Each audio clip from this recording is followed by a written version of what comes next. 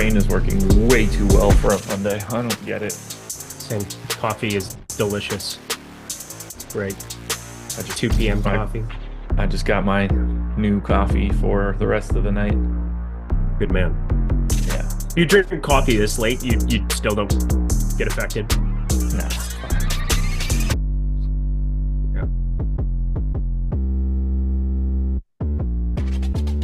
And we are live. Welcome to the NBA Deeper Dive. It is Monday, January 22nd. I am Josh Engleman. I'm joined by Eric Lindquist. We are brought to you by BetMGM. We've got a 7-game slate ahead of us. Fun things to break down, sort of. We got some news. We lost Chalk Mike Conley. We replaced him with Uber Chalk Nickeil Alexander-Walker. So all good things, fantastic value as per usual. Just jam in some $3,500 guy because you have to, and then we find out that they played Shake Milton or something else. That's today. That's what's going to happen. Anyway, hit the like button, subscribe to the channel, hit the notification bell so you know when everything goes live. Eric, what's up? Not much. Yeah, there's some nuance on this slate still. Obviously, I think stuff like that. It's like, yeah, there's 3,500 multi-positional Nickeil Alexander-Walker that came from the clouds, should get the spot start. We'll see. But there's that. And then there's an opportunity to try to find value in other places. You and I were kind of banging our heads against a wall talking before the show started about a spot that apparently I think we're both interested in. But like, just looking at some rotations from yesterday has me feeling a little bit queasy about what to expect here in this spot. Surprised a couple of guys are playing on this back-to-back from that spot, but I think it's a really fun slate for the most part. 7 games. We don't have that last one of the evening on the main DraftKings slate, which I kind of enjoy for this specific slate. So yeah, I'm ready to get into it. You and me both. I haven't played a slate since Thursday night. So nice. I am very excited to play a little DFS. I should have not played NFL this weekend and just let Tommy win all the money, our editor, who took on 113K. But yeah, NFL coming off of wild card week where I smashed and everything was good. This weekend was a disaster. I did not play anything NFL, just didn't have time, was in Nashville, living my life. How was it? Awful. Oh, okay. What? Let me explain. Okay. Nashville's fine. Food I ate was great. My wife had an awards banquet. That went great. The weather, however, not great. 0-degree wind chill. They had gotten snow before we got there. They don't have any mechanism of actually like dealing with it. So all the sidewalks were wrecked. It was just thick ice and snow. Had to get an Uber. I mean, we probably spent $500 just in Ubers just to go 3/4 of a mile, $25 every pop. If you wanted to walk it, you would freeze, and you had to walk twice as slow to try to keep yourself upright. It was annoying. I ate well. I don't miss that stuff. I don't miss that whatsoever. I mean, I gotta say, it's raining outside here, but like, I will take it over whatever you just described because that sounds horrible. It'll be 60 there on Thursday. That shit is just. I can't believe the range of outcomes in like weather in January in Tennessee, or like, I grew up in South Dakota, Minnesota, Iowa, went to school at Iowa State. Like that stuff, the fact that it can be 60-degree difference, it's like, oh yeah, we'll just keep living here. That's just so weird to me. I mean, North Carolina, you don't even see that kind of change, do you? Very rarely. Like it's been cold here. Well, like when we were gone, it was like 15, 20 wind chill, but it's also going to be 75 on Thursday. Like, when it drops for us, it's like 30 to 40. And that's like the real cold. At least for me. I mean, like, there's obviously the mountains of North Carolina that are really getting it, but coastal me, not so much. Yeah, I could use Asheville in my life right about now. You and me both. That'd be fun. Me both. Been a minute for me. I love that place so much. We usually try to get there at least once a year, but I can't even picture the last time it's been sometime in the last 2 years. I think we got a house there last year and hung out. I don't know. We're taking a little smoke and walk around the Biltmore, It's a normal thing to do out in Nashville. For anybody that ever wants to go to the Biltmore, if you're interested in going to their winery, please make sure that you have obtained some sort of transportation from the Biltmore Mansion itself to the winery. We assume they had shuttles. They did not. No. They were like, well, you can walk. It's 5 miles. And we're like, no, we can't. For those who don't know, it's like the Vanderbilt house. It's like I think the Vanderbilts owned it back in the Yes. day, but like it is the most exquisite, ridiculous house, and like playing games of walking around what that would be like during like the oil days and everything. That would have just been absolutely insane to live Yeah, there. But they have this beautiful garden and this beautiful area that you can go walk around and go kick it. And yeah, definitely one of the prettier, cooler places that I've been. And the scenery right off the balcony there. Could you imagine a insane. party out on that balcony? It's just a joke. Yeah, that was we went and did the like the first time we ever went and did the tour was like Yeah. 10 years ago. And we knew we were going to do the winery. So we Hmm. didn't drive because we knew we were going to get wrecked. And they were like, "No, we don't have shuttles. You gotta rent this bus that we have for $30 for the two of you to go 5 miles across the property." It's like, this feels no. Are we the first people that ever showed up and tried to drink here? Like, this feels I feel like we're doing this right.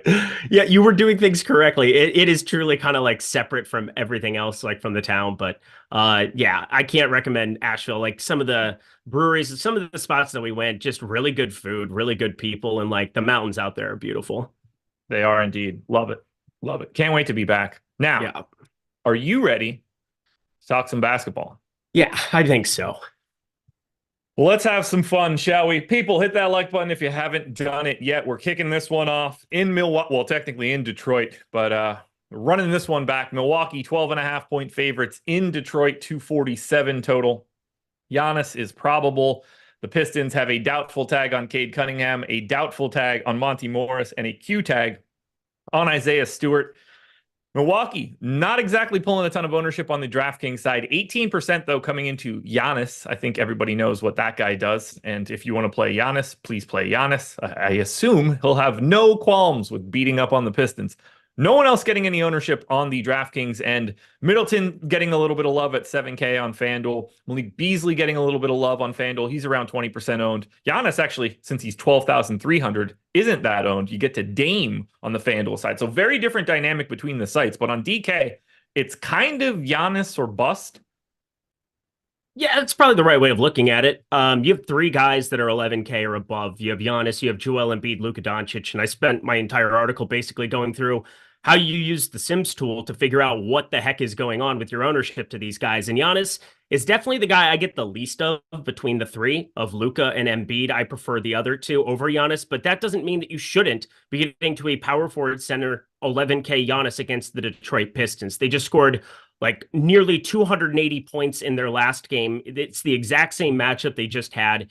You get 36 minutes, 38 minutes in a competitive spot of Giannis every single time. It's a team that was trying to build some rapport, trying to build them up. And well, you just play Giannis for a ton of minutes and you'll figure out the rest. So in a competitive spot, which this still doesn't project out to be just like the last game, 11K Giannis is going to do his thing. That's not really an issue. I don't really think there's anything else I really want to get to.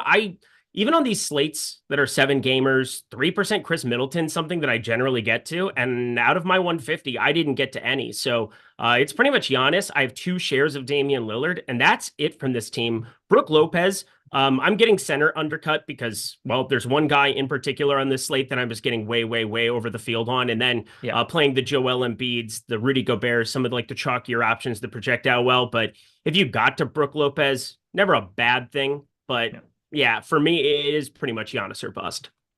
I don't have any right now, but I don't have any problem getting to him. I basically, we've got 3 main pay up options: Giannis at 11K, Luka at 11.2, Joel Embiid at 11.4. I basically drew a line through Giannis and got to Luka and Embiid. Would I be surprised at all if Giannis goes out here and hangs like 40, 15, and 10 on the Pistons? Not in the slightest.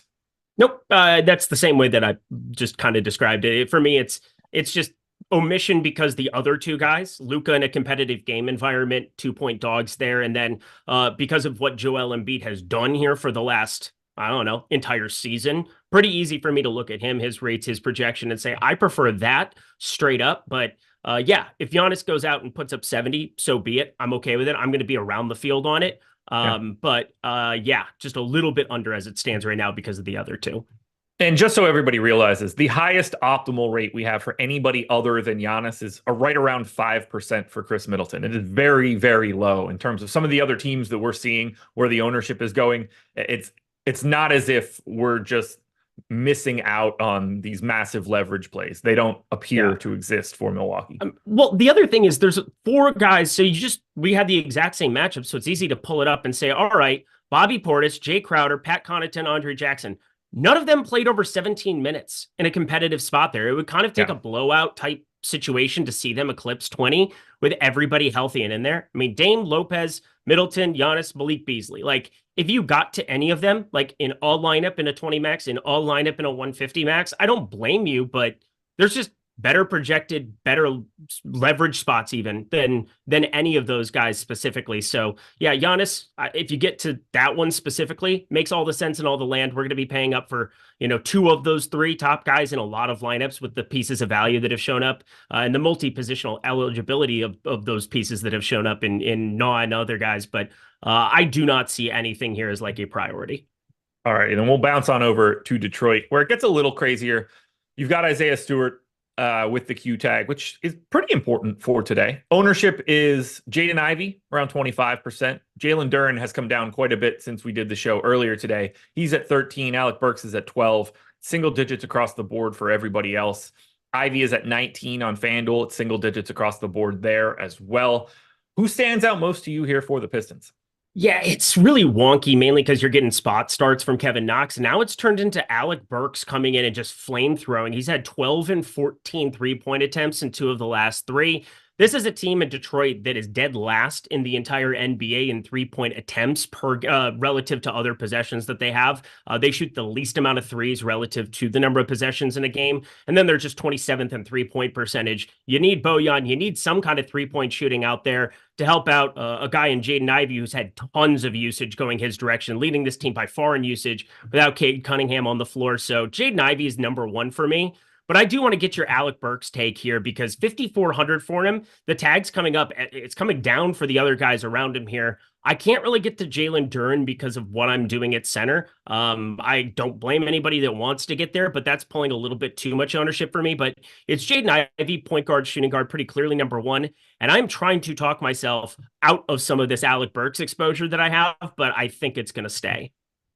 I don't mind getting to Burks. I like the position a lot. There's certainly minutes upside. I don't have him. And in my mind, I'm okay with it because I'm looking at it like they just played and it was relatively competitive. And I just feel like this one won't be, and that won't go well for Burks's chances of like picking up that extra 4 minutes at the end, getting 28 and closing. That's the way that I'm justifying it in my head. It could just be the opposite. They could just be competitive and they close with Burks because they clearly don't want to close with Killian Hayes. So if this game can be won, the Pistons are going to go to Alec Burks to try to make that happen down the stretch. So I don't mind because of his positionality. I think that's the only real reason you're like excited to get to Burks, just because you could use him anywhere. Yeah, you can use him anywhere. And Kevin Knox is basically not going to close at all. Like, we haven't seen Kevin Knox closing any of these spots either. So that gives an opportunity. What I think has happened is you've got 2 of these last 3 games. Maybe it's an audition. Maybe it's something else. I don't know. But what my read is Alec Burks came out, got hot, and just played himself into closing against Washington and played himself into closing last time out against Milwaukee. So I think 24 is the right minutes projection for him.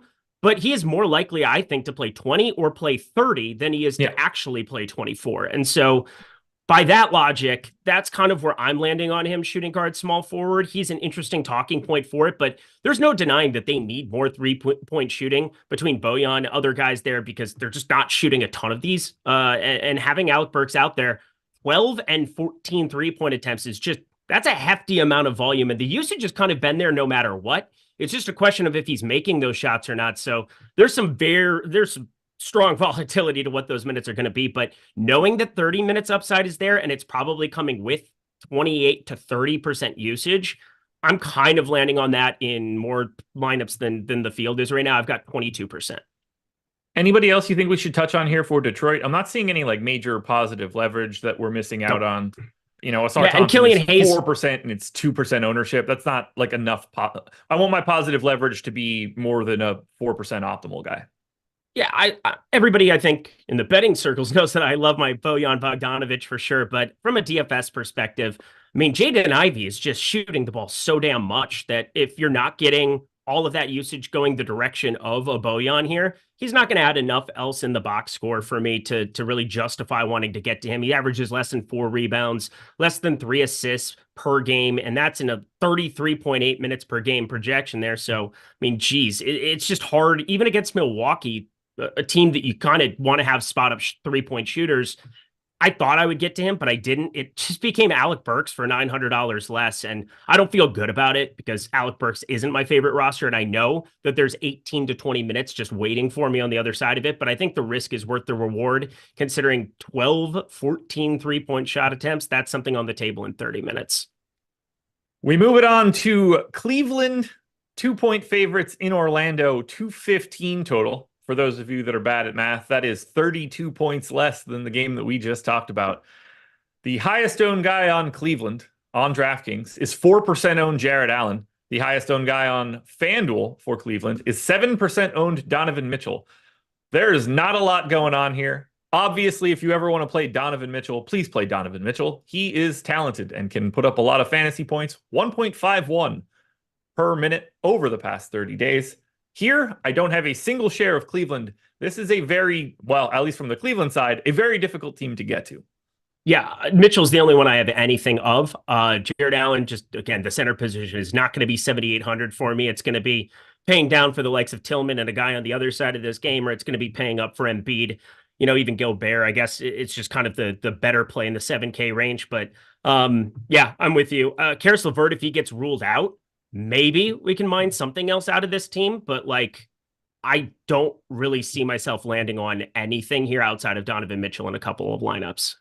Yeah, I legitimately don't have a single share of anybody. If I was going to have anybody, it would be Mitchell, and that does not appear to be happening. But here's the thing. With Goga not on the floor, does that matter? Because, like, dude didn't play last time. That the defensive rating that you're looking at, like the baseline that you have, I'm going to make it worse with a Wendell Carter Jr. there, and Orlando, 4th in adjusted defensive rating. They've been really good on that side of the floor, but they're omitting their best defensive piece from the entire rotation right now. Isaiah Stewart will play, by the way, just came in. Okay, good stuff. If Goga doesn't play, that will be perfect analysis. Whether or not he plays today is the whole thing. Mildly up for debate. Let's just get into it since we here. Well, this will help. Black, Suggs, Franz Wagner, Banchero, and Carter Jr. will start for the Orlando Magic. So at least we know he's starting. Because if he wasn't starting, I would probably give Goga like legit starter minutes. But I think we have to just assume that he is not playing today, at least for right now. Yeah, I mean, I played one lineup yesterday just to keep track of everything, but like I didn't really play any DFS yesterday just because of NFL and paying attention to Showdown and my lineups there for the 4-gamer. But this is the headache of the entire slate for me. Like a lot of what I'm doing right now is just predicated on what we saw yesterday. First off, I am not shocked. I think shocked would be the wrong word, but I'm surprised that we don't have Franz Wagner and Wendell Carter Jr. sitting out on the back-to-back. I think this is very, very strange. Now, they handled business. They completely shut down everything Miami was trying to do on the defensive end of the floor, and they did it without Goga Bitadze on the floor. Wendell Carter played 34 minutes. And the thing that just struck me as I was working through this, going through my process, I got on Popcorn Machine, and I was just like, wait, what? Goga wasn't even in the rotation whatsoever. It was 34 minutes of him. And then they went to Mo Wagner, who had been like DNP CD for a while.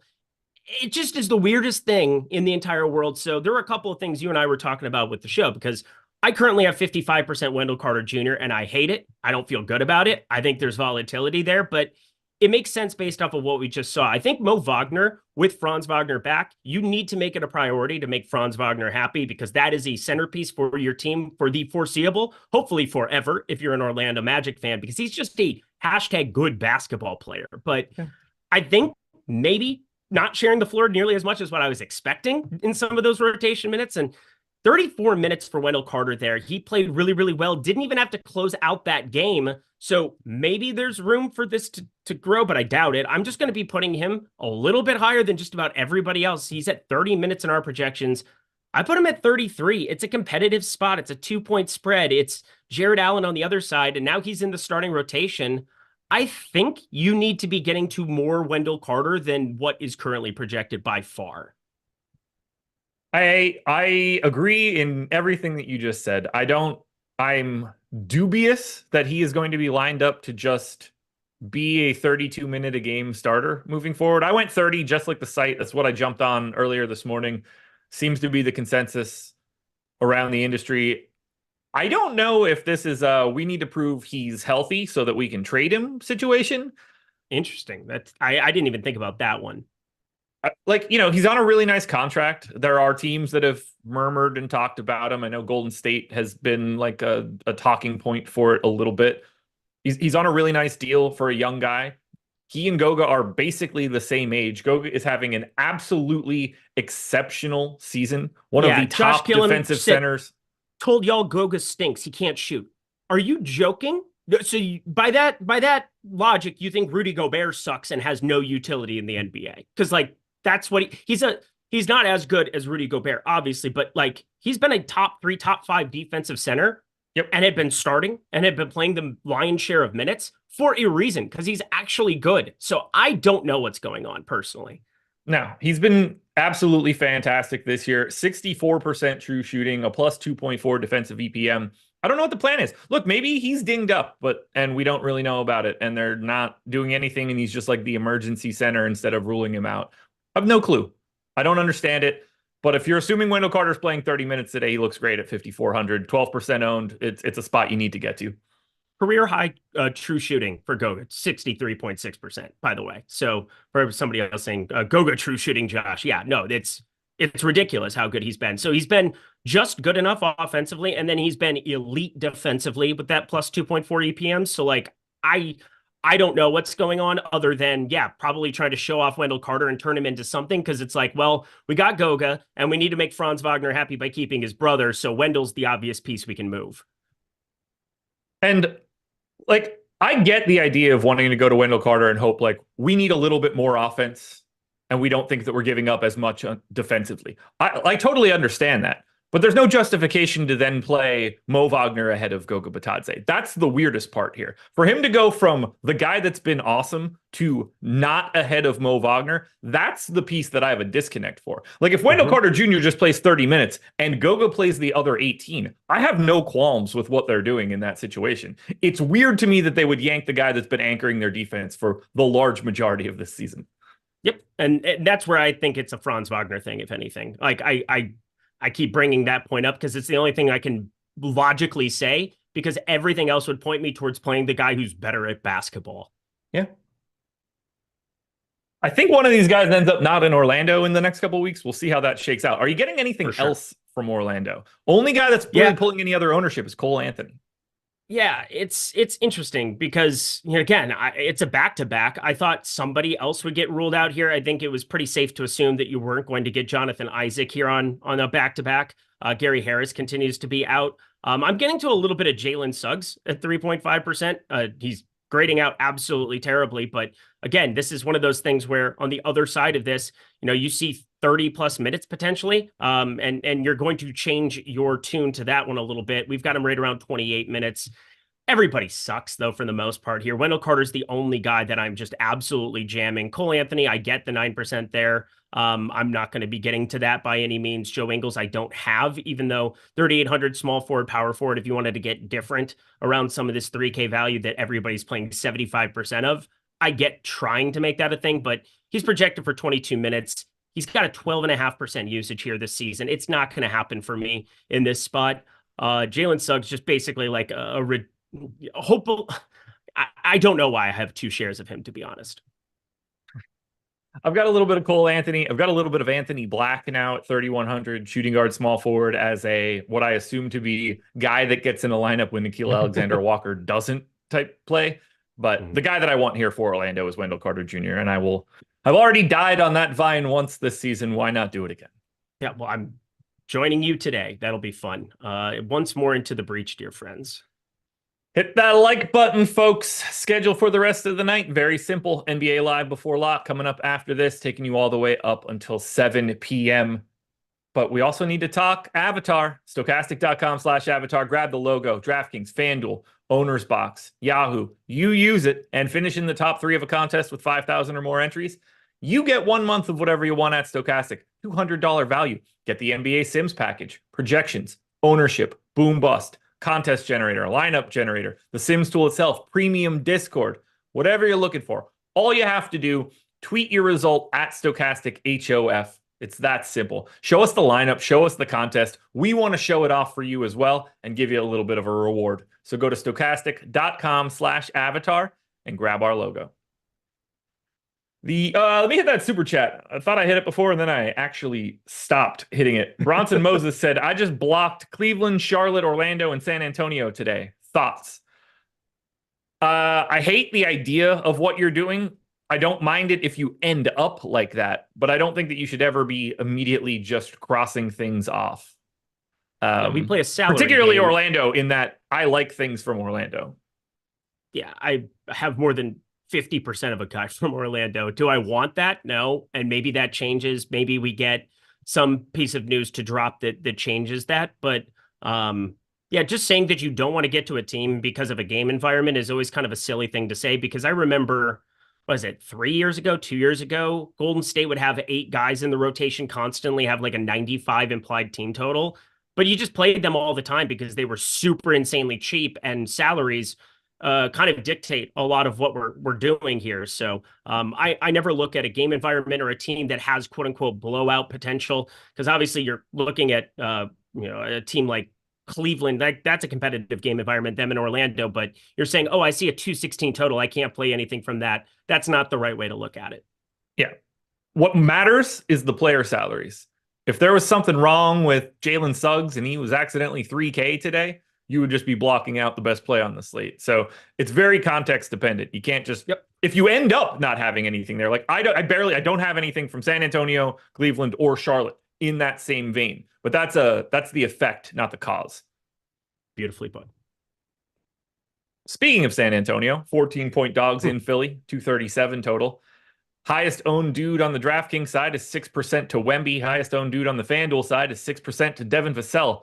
I've got 2 shares of Victor Wembanyama and nothing else, and I am more than okay with that. We do show Wemby as a fairly large positive leverage play. I don't want to speak for what we have going on the back end, but I think that I can speak to this one in particular. It's difficult in this when you see that leverage score for Wemby, because he is unique to today's slate in that he doesn't, at least as of this moment, doesn't have a right tail of performance. Like, he's not going to accidentally play 32 minutes in the way that everybody else can just take on those minutes. So it sort of overrates his ability to be in the optimal, because he kind of you kind of just draw a line at a certain spot in his projections, and you can't go any further over that line for him until we find out that until the one day where he just goes out there and plays 32 minutes and we don't know it. So I don't think he's as positive of a leverage play as it seems in the data, because he's kind of a unique circumstance for what we're doing today. That said, play Wemby. He's 1.92 DraftKings points per minute over the past 30 days. He's like Embiid. Yeah, you basically said exactly what I was going to say, where I don't look at Victor Wembanyama as a guy that I want to get to as much. You said the right tail, just basically talking about a standard deviation curve where you're going 68, 95, 99.7. It's just so hard for him to reach that 97, 98% outcome in some ways. And on a slate like this, where we can easily get value into our lineups and then reach some of those 11K guys, for me, it's just so much more palatable to build that way. And Victor Wembanyama kind of goes against that grain. 8,700 playing some of the more mid-range guys or 9K guys that we're getting at. For me, that's just not going to end up happening. The only guy that I'm getting to from this team, and I think he's a little bit underrated, is Jeremy Sohan here. He's another guy that's starting to see a little bit of an increase in his rates, and I think he has to be on the floor a lot here, and probably a lot in minutes with Joel Embiid. And maybe this is an assumption I have, but Wemby probably going to start at the 5, but I don't know how you have Embiid on him here. You need somebody who isn't built like a pencil to guard Joel Embiid. And I think Jeremy Sohan or, obviously Zach Collins can come in and play some backup 5. I bet he's going to be taking a lot of those minutes where, maybe Zach Collins plays more than we think, but I'm not going to play him at 5,100 as a backup to Wemby in this spot. So for me, I'm just kind of thinking about how they're going to go about trying to keep this game close, which they probably won't do anyway. And Joel Embiid will score 40 in the first 3 quarters, and that'll be it. But I'm at least entertaining Jeremy Sohan, putting him up to like 31 minutes and hoping this game stays competitive. Yeah, I figure Wemby's guarding like Nick Batum or something, and Sohan is going to pick up the Embiid assignment. Just help on everything and try to get your hands up. Just get underneath him. Don't let him do anything. You want Wemby helping later on.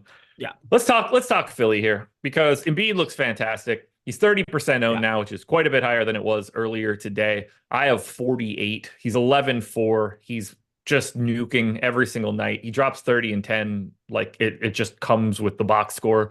And you get a boost here against a bad defense and a great pace. I'm also getting to a little bit of Maxey. I'm over the field there. They're the only two guys that I'm really getting from Philly. But we do have to mention Pat Bev is now not playing. Jaden Springer not available. They are dropping dudes like flies. We also lost Marcus Morris. Beverly's as questionable well. So now too. Lots of who's questionable now? Wasn't Beverly questionable? Beverly's out. Thank you. Springer's out. Thank you. Marcus Morris is out. So there's a little bit more value popping up on Philly than we had earlier. But the main event here is Joel Embiid. Yeah, he seems good. You should play some like that. I don't even know how you have. He has a 38.7% usage this year. He has a 1.9 fantasy point per minute rate. He is the guy you're going to project on just about every single slate for the highest raw fantasy score. So yes, there's blowout potential here, but if you have the money, you get to Joel Embiid. And I'm getting to more Luka Doncic. Again, those 3 11K guys that kind of wrote out exactly all the reasons why today, working through the article, but it's kind of a positionality thing for me and what I'm doing a little bit with some of my lineups. And then the Sims tool is kind of echoing it, where point guard, you're able to get to as much Luka Doncic as possible because the value exists at power forward center, that you're able to get to some of those mid-range guys, or, you're able to get up to the tippy top in a couple of these spots. So Joel Embiid, he's phenomenal. I'm getting way more Tobias Harris, though, than I was expecting in any way, shape, or form. As we've started to thin out some of these other pieces for Philly here, even in like 15-point games, 20-point games here in some of these spots, we're still seeing him get to 35 minutes. 35 minutes against Orlando, 15-point win. 36 last time out. That was more competitive against Charlotte. I understand that the pace is never going to look good, but Tobias Harris, they have a 125 implied team total here, 125-point implied T total. Small forward, power forward, 6,900. I understand Oubre's now, playing a lot of minutes here too and can eat up some of that usage from time to time, but it hasn't happened a lot. He's been right around 15% usage a majority of the time. So I like Tobias Harris. I like Tyrese Maxey to get a little bit different. And then Joel Embiid, he's 30% owned. He should be 30% owned. Get to as much of him as you want. I'm really curious where they go with the rest of these minutes. They don't really have a natural backup point guard today.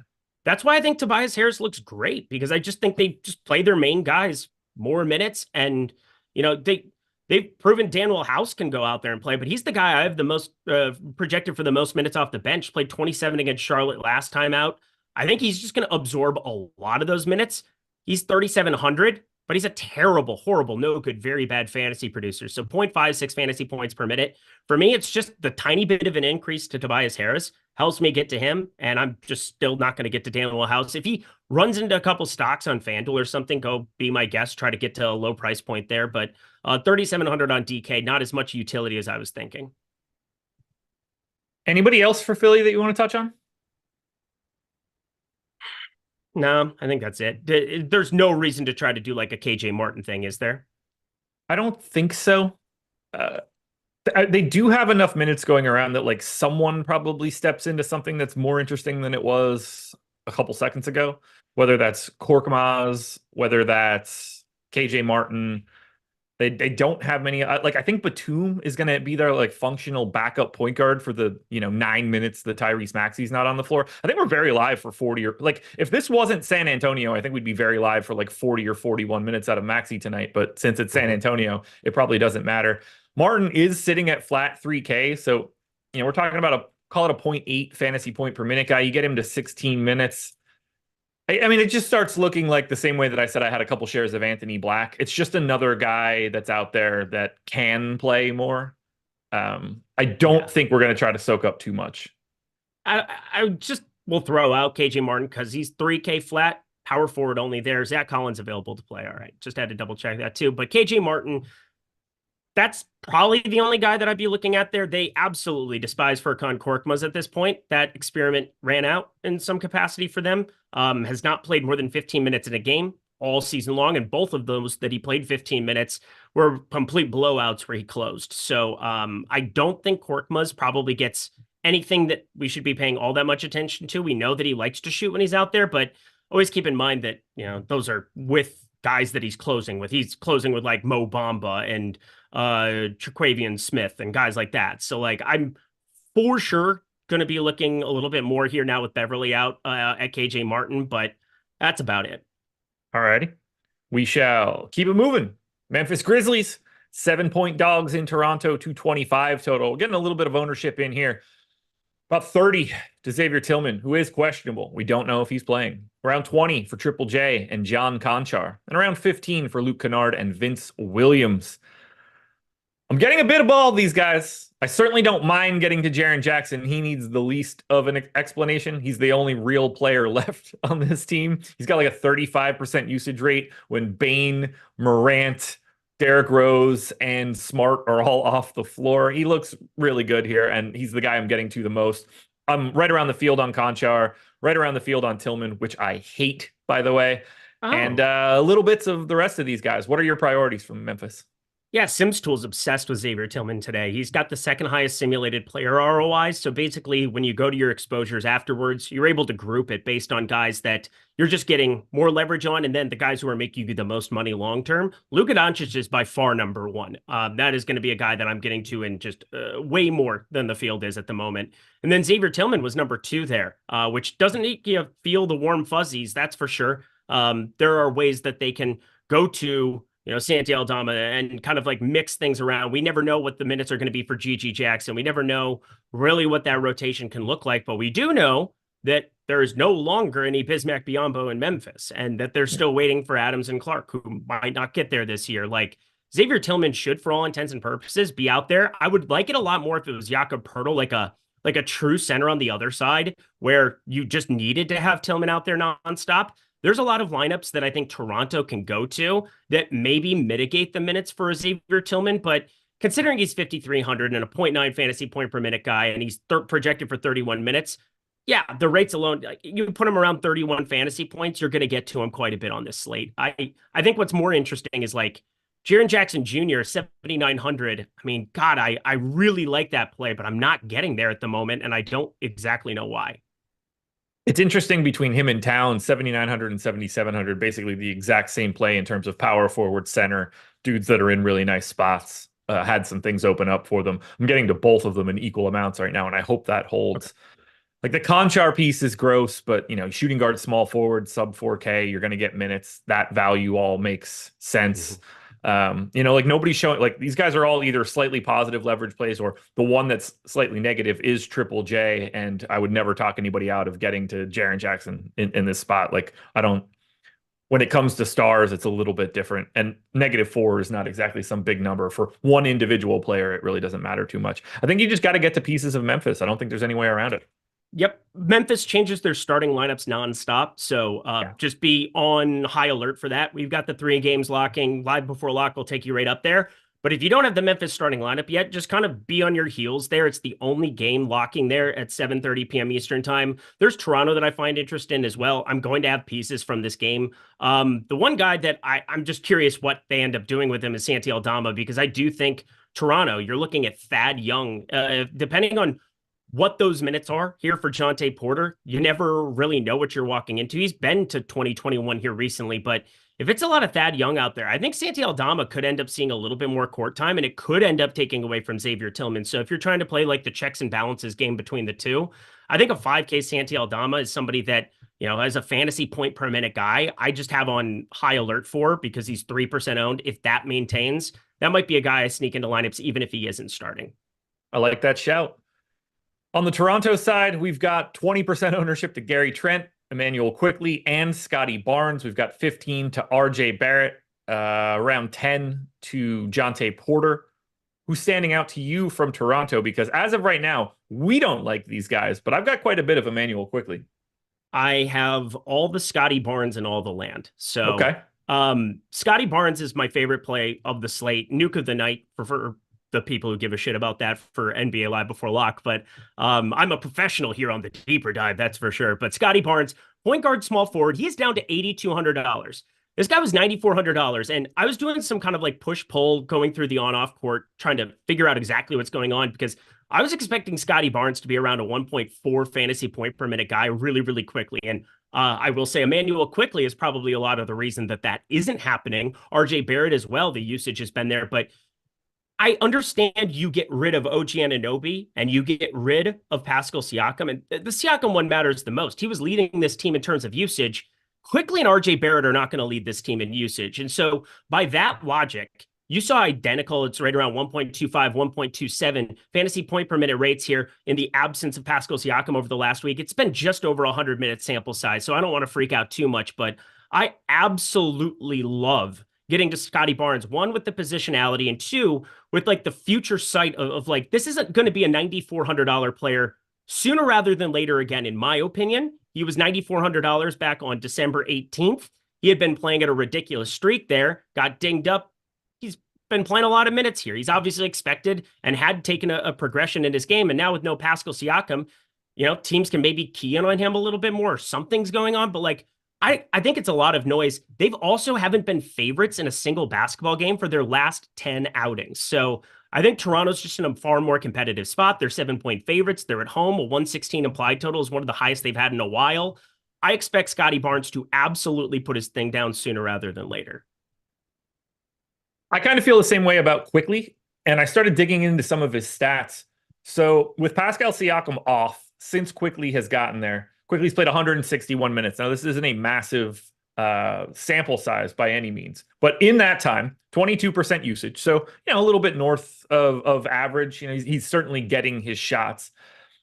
12.4 assists per 100 possessions. That's roughly a 30% assist rate, a very big jump in where he has been previously. And you see that in the betting market right now. Manuel Quickly's assist prop for tonight on FanDuel sitting at 5.5, minus 140 to the over. I think he's handling the ball and distributing quite a bit more now with Siakam gone.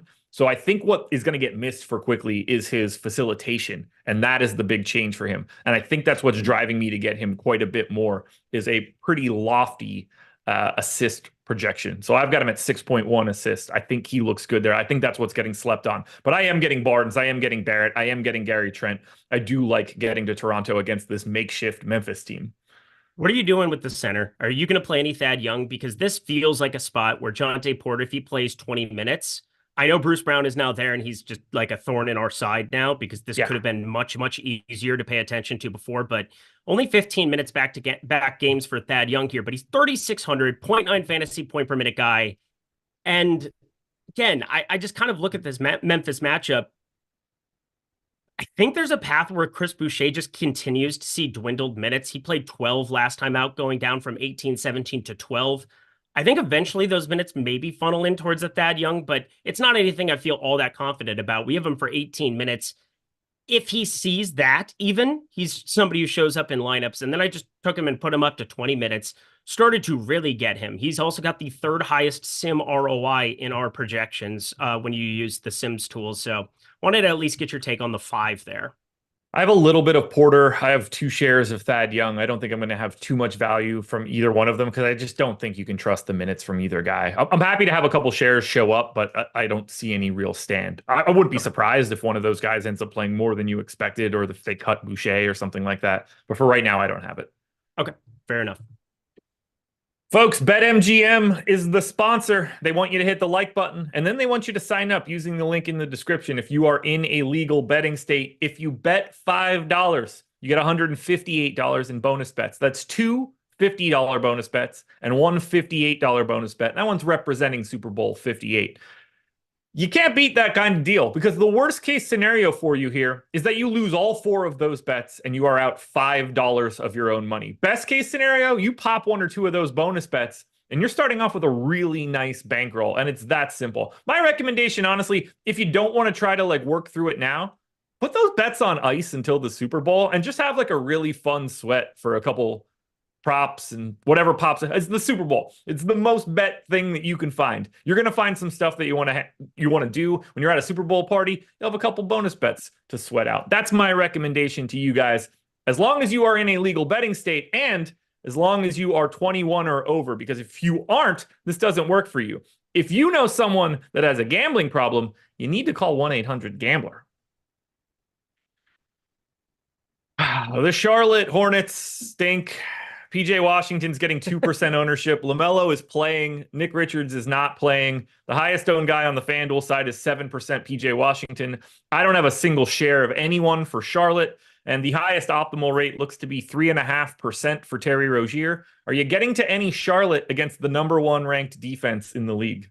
I have 3 shares of PJ Washington, and I have nothing else, as you said before, top defense in the league. I'm kind of revisiting in my mind that question we got where, hey, can I write off these teams? It's like, oh, okay, maybe you kind of can in some of these spots, but #1 adjusted defensive rating, the Minnesota Timberwolves. They've also had the third most difficult strength of schedule in the entire NBA relative to record. That is absurd what we're seeing from them here this season, and they're at home.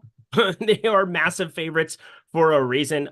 This is just an awful spot to try to force anything now that the tags have come up on Ball, on Rozier, on all of these guys. So yeah, barring something wild happening, I will not be getting to this team in any way, shape, or form, either outside of PJ Washington. I'm assuming you're going to be getting to some of the Minnesota side because everybody is. 75% ownership coming into Nickeil Alexander-Walker today. Just in case you guys missed it, we have no Mike Conley for today. He is going to be rested. We still have a Q tag hanging out there on Anthony Edwards, which could really dumb this one up.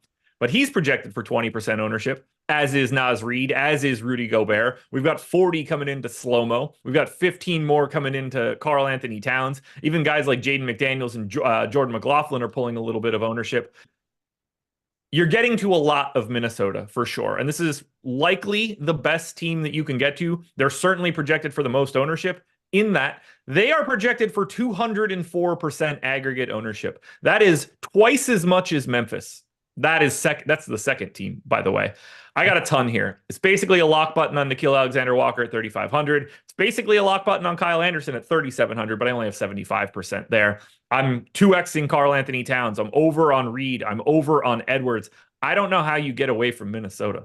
You don't. You play a lot of them. And I will say I'm in love with Nickeil Alexander-Walker, but I almost have 100% of Kyle Anderson too. It comes down to what you expect from a ball handling perspective. Kyle Anderson, we saw it in Memphis. We saw it with him in college at UCLA. He's very apt to play point guard in some of these type of spots, especially without a true point guard in Mike Conley here on the floor.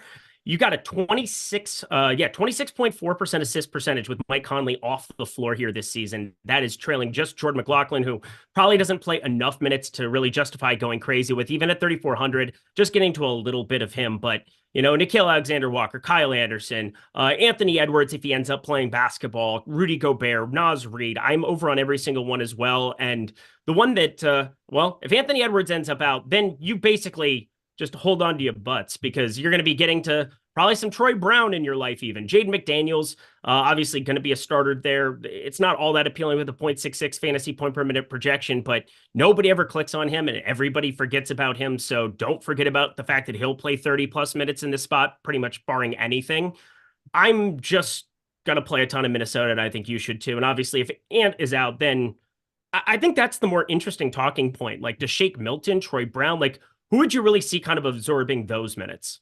I think Troy Brown probably is playing 24 or 26 minutes at that point, and you're getting to him in a pretty big way. Shooting guard, small forward, flat 3K. Even if you call him like a 0.8 guy, you give him 24 minutes, it's 19.2 at 3K. That's 6.4x. He becomes like basically just as good as Nickeil Alexander-Walker is. You're boosting Towns' usage rate. You're boosting Naz Reid a little bit. Shake Milton probably becomes a little bit of a part of all of this. You're jamming these guys even more than you were before. Yeah, and I bet Kyle Anderson probably still comes off the bench more than likely if Ant is out. They've had 3 times that they've gone. Well, I guess it just kind of depends. It depends on the flavor of the day there. Troy Brown has 3 starts there. You had one more recently for Kyle Anderson, but I think that was in reserve of somebody else, not Ant. But 39 minutes there for him against Boston in that spot from 2 weeks ago. But Yeah. I'm just looking at this team the way everybody else is, where, yeah, you're getting to the two obvious ones. We all assume Nah is the guy who gets the spot start. We all assume Kyle Anderson sees the biggest rate increase. And, even at 21 and a half minutes, you're getting to him in a pretty prominent way, considering he's $3,700 and some of those assist rates that you have. Obviously, Jordan McLaughlin is somebody that can step into some of that. He was out for a little while, so keep that in mind as well. But those are all appealing things down here at 3K against Charlotte. Obvious opportunity to roster a ton of them. Yep. I want to hit this super chat that we got a little bit ago from Aaron Dyson. He said, question for Eric, last man in, Barnes or Embiid? I mean, is that a troll? I don't know. That's got to be a troll, right? Yeah, I mean, like, the answer is unequivocally Joel Embiid. It's not even remotely close. Like, what are we doing here? Is that just like is that a tiers question? There's no way they're in the same tiers, so yeah, that's just a weird question. It's very obviously Embiid. Yeah, there's no art, you couldn't answer it differently. Yeah, I don't even. Also, I don't even understand how that salary situation is working. It's not. The salary is not working.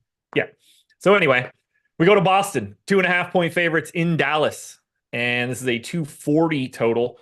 Earlier today, we got the news that Kristaps Porzingis is out today. We have 18% ownership coming into Derek White on DK, single digits across the board for everybody else. Horford, White, and Tatum getting a little bit of love on FanDuel.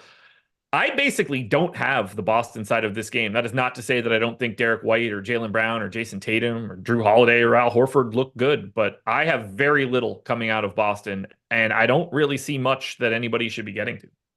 Yeah, it's hard. I mean, I think Tatum is at least interesting considering no Porzingis. It's Jason Tatum. We know that, 60, 65 is well within the range of outcomes in this kind of a spot. He's going to play 36 plus minutes in a competitive spot, which this obviously projects out to be. Boston on a back-to-back, like, do they completely go, unencumbered with those minutes? I don't know, but Jason Tatum showing up a little bit for me. And that's just a result of like all the 3K value we just talked about from Minnesota and some of the other pieces where Jason Tatum, I'm getting to a little bit north of 10%. Derek White, I'm well under that 17.9% number we currently have. And then Jaylen Brown, 5.6%. I get getting to a little bit, but it's not going to see enough of an increase here with Kristaps Porzingis off the floor that I need to like force him into any kind of surplus of lineups here. Jason Tatum, 33% usage without Kristaps Porzingis, 710 minutes with him off the floor there this season. Jaylen Brown, he is at, where would that number go? 29.3%. So it's okay, but yeah, it's not all that appealing of a spot for me to go way overweight to them. No, and I think we could see that Derek White ownership come down a hair. We have him as a little bit of negative leverage. You see that come down to like 13 or 14. I might sneak a couple more shares, but I just don't see any major stands for Dallas or for Boston. On the Dallas side, though, we've got 15% ownership coming into Luka Doncic, single digits to everybody else on DraftKings and on FanDuel. I am getting to my boy Luka. We have him positively leveraged. I have 30% at the 15% ownership. I also have 10% of Kyrie at 5% ownership. What are you doing with Luka? 60% Luka Doncic today, so that'll be fun. I'm 4x the field here on him.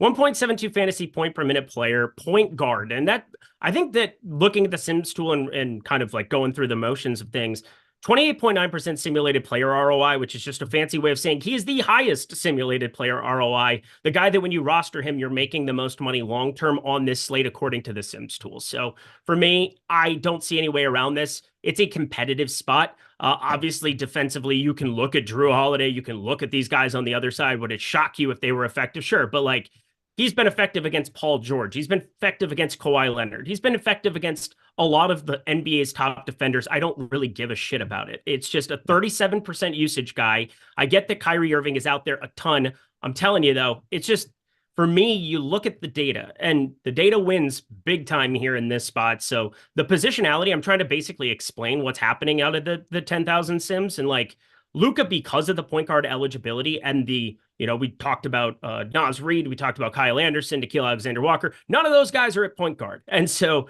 some of these sub 5K pieces that I'm just rotating through lineups, Luka is the easy, seamless fit in those. I hate it so much that he does not have an MPE. It's so stupid that he doesn't, but Kyrie does. But whatever. It's fine. Play Luka Doncic. Looks great. But then Luka would be like 25, 30% owned, and I'm happy to play him 4x the field at 15%. Very true. You want any Kyrie? Yes, I do. I don't have it right now, but I would like it. I mean, it's a team with a 120 implied total. I mean, this thing is basically a pick 'em. 2-point dogs here in this spot.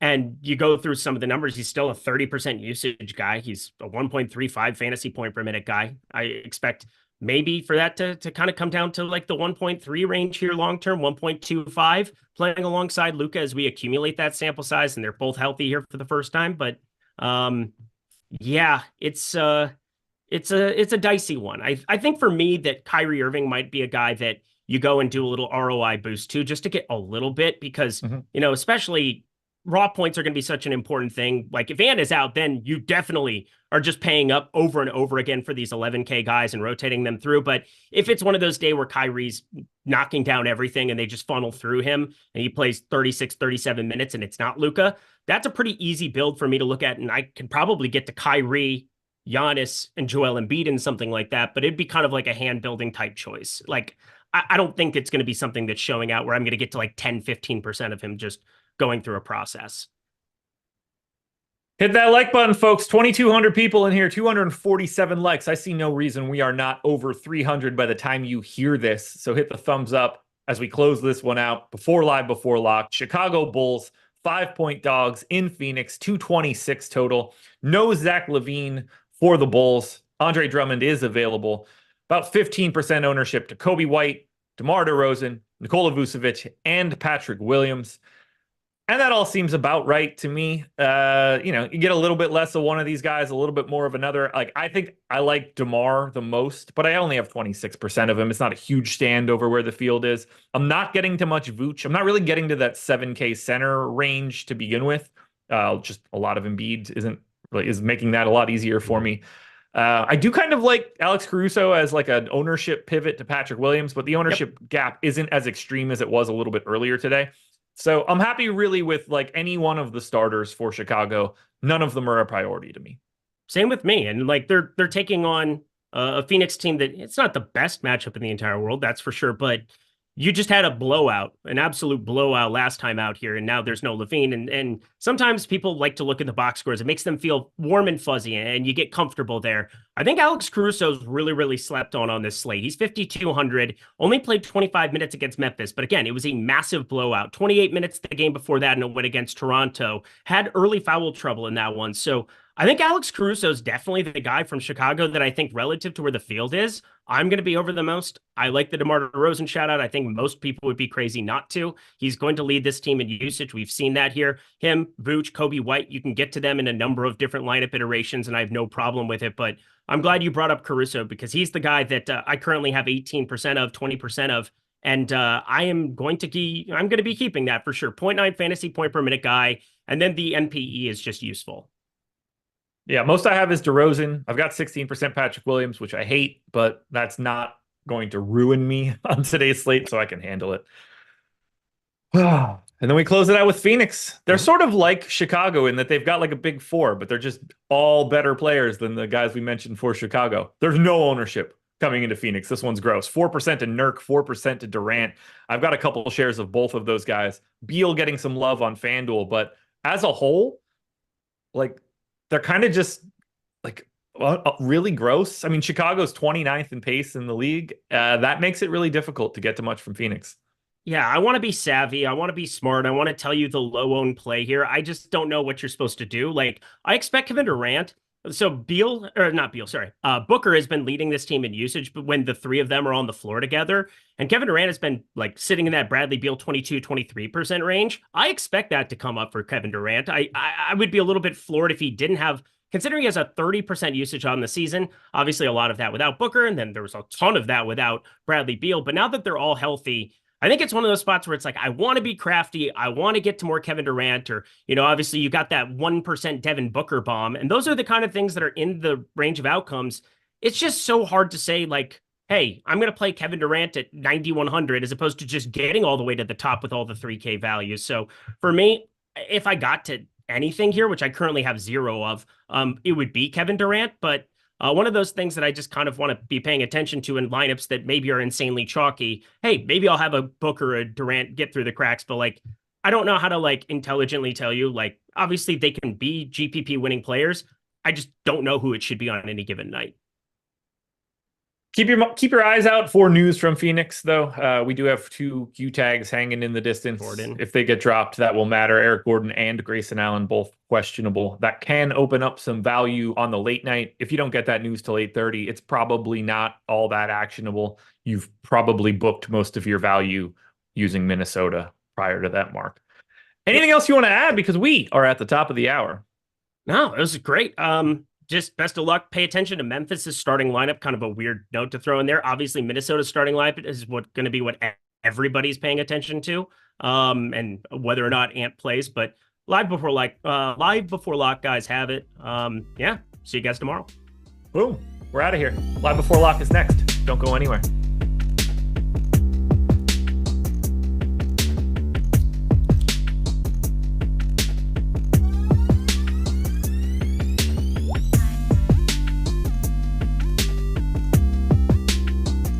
Man, Christmas might be over, but Santa definitely came around to the Stochastic family this week. It's Stochastic Hall of Fame, baby. And all you got to do to get involved, get that sweet free month of any Stochastic package you want, $200 value, is download the Stochastic profile picture. It's stochastic.com/avatar.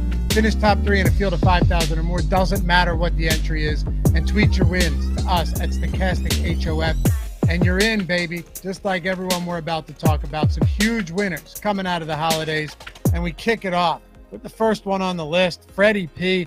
Beautiful night for us on Sunday. Love everything about you guys. Much respect. Hey, thanks, Freddie. $15,000 up top for Freddie. And then Danielson, Merry Christmas. See what I mean? Santa came around. Got third out of 185,000 in the FanDuel quarter GPP. A couple days after trying out your Sims Max tool for the week with the holiday promo. First time using any sim, and he takes down third place for $500. Good stuff. And then our own Tom Kennedy, CEO, Stochastic, putting his money where his mouth is. Closest brush with a millie, rarely dabble in high stakes, but a couple things changed. Talks about the Sims tool, which won him $150,000. And then a couple days before that, Sims tool, using default settings, factory settings, chopped first place for almost $24,000. So shout out to Tom, putting up big numbers over the last week. And Sean Geezy, would this be a Hall of Fame segment without Sean? Took down the $4.20 max on DK, and then he follows it up with second and third in the $2 mini max. The guy's on a really insane heater, rocking the tools over with us at Stochastic. Shout out to Sean, as always, in the Hall of Fame. Kevin Cutler, after splitting first Thursday, I'll take another split tonight on the 40K Showdown. Hope to keep things rolling. It's all clicking right now. Yeah, man, almost $900 for Kevin. And Mo Terps with the $200 win, right? Said not all huge wins are fields, but the tools work. Trust them. Then Mo Terps slaying on Owner's Box. There's like 5 screenshots here from Mo just destroying the game over at Owner's Box. Alexis Sierra, shout out to EMAX, ship my money and player Q DFS on the Saturday slate. Second win of the year. Team Stochastic, thanks for the great shows every day. That's a $1,000 win. And Justin Tope, been on a heater himself, $750 win here. Projections are on point as they've been all season. Yeah, Justin had another one too in there, just been on an absolute 10-day heater. And Matisse, I should have took down the 100K Sunday NFL rush. 2 incompletions from George, just needed 1 catch. Anyway, hope this inducts me into the Hall of Fame. Yes, it does, sir. $5,000, third place. Congrats, brother. And then X Knight 360 finally took down an NBA Showdown this season using the NBA Sims tool. It works. What an absolutely amazing game between the Warriors and Celtics. Thanks to the team for your insights, tools, and support. How about Elon Musk's barber? Wow, that's interesting. Thanks to the incredible squad. It's Stochastic. Nailed my first place takedown last night. Shout out to Elon Musk's barber for that one. And Malachor back in the Hall of Fame streets, 375.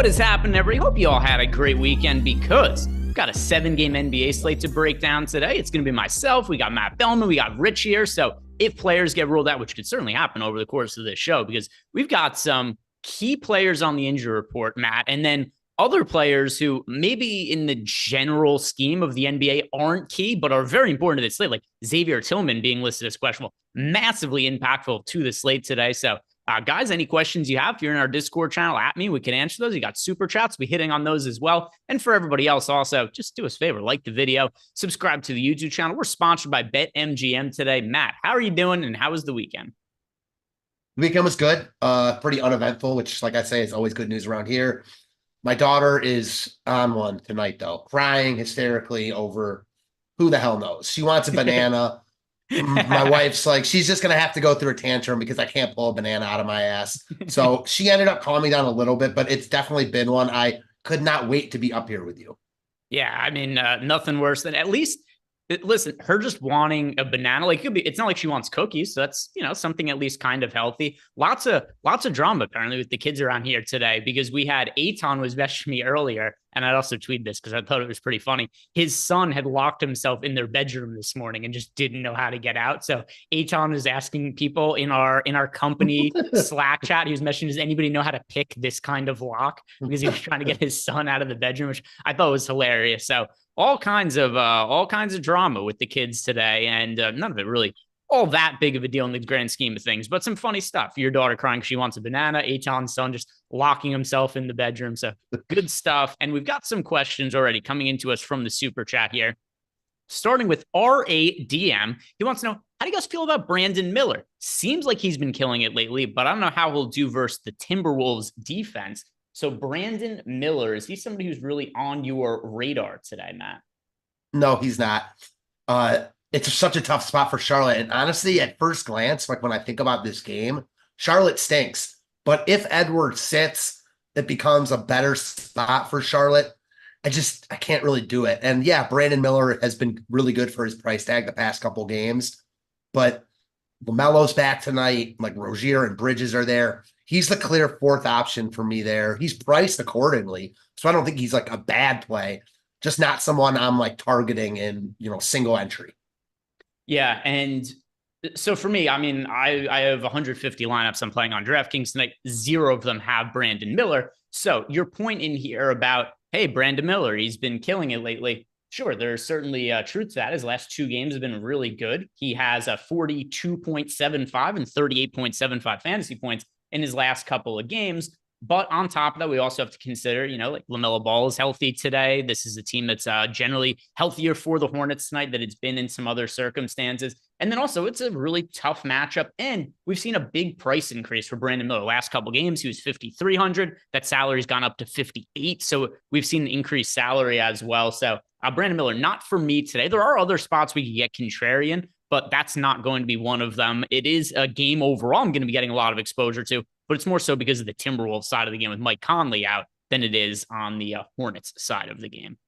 Let's see what we have also in here. And Ace of Spade wants to know DK Tiers best option. So I've got lineups built for Tiers. I came ready for all of the normal super chats today, Matt. I've got Tiers lineups built. I've got Showdown lineups built. Ran everything through our sims. So I'm ready. People want to ask questions about whatever. Now is the day to do it. So hopefully continue to get those questions about everything so that my work does not go for naught here. But tier 1, we have a choice between, in my opinion, Joel Embiid and Luka Doncic. We also have Giannis Antetokounmpo and Jason Tatum in this tier. But to me, neither Tatum nor Giannis are quite on the same level of Embiid or Luka as pay-up options. For the purposes of tiers, Joel Embiid is my preferred option. But when I'm building my lineups out for classic contests tonight, I am getting to more of Luka than to Joel Embiid. And that has a lot to do with the fact that Joel Embiid is a center. And even though we do have him, projected a little bit better than Luka Doncic, what's really most important to me here is just that Joel Embiid, a center for classic contests. And that's something that holds a lot more weight than Luka being the point guard eligible. So opportunity cost because of the position. So for tiers purposes, I'm going to say Joel Embiid. For classic contests, Luka. Matt, who's your preferred pay-up option for classic contests on the slate?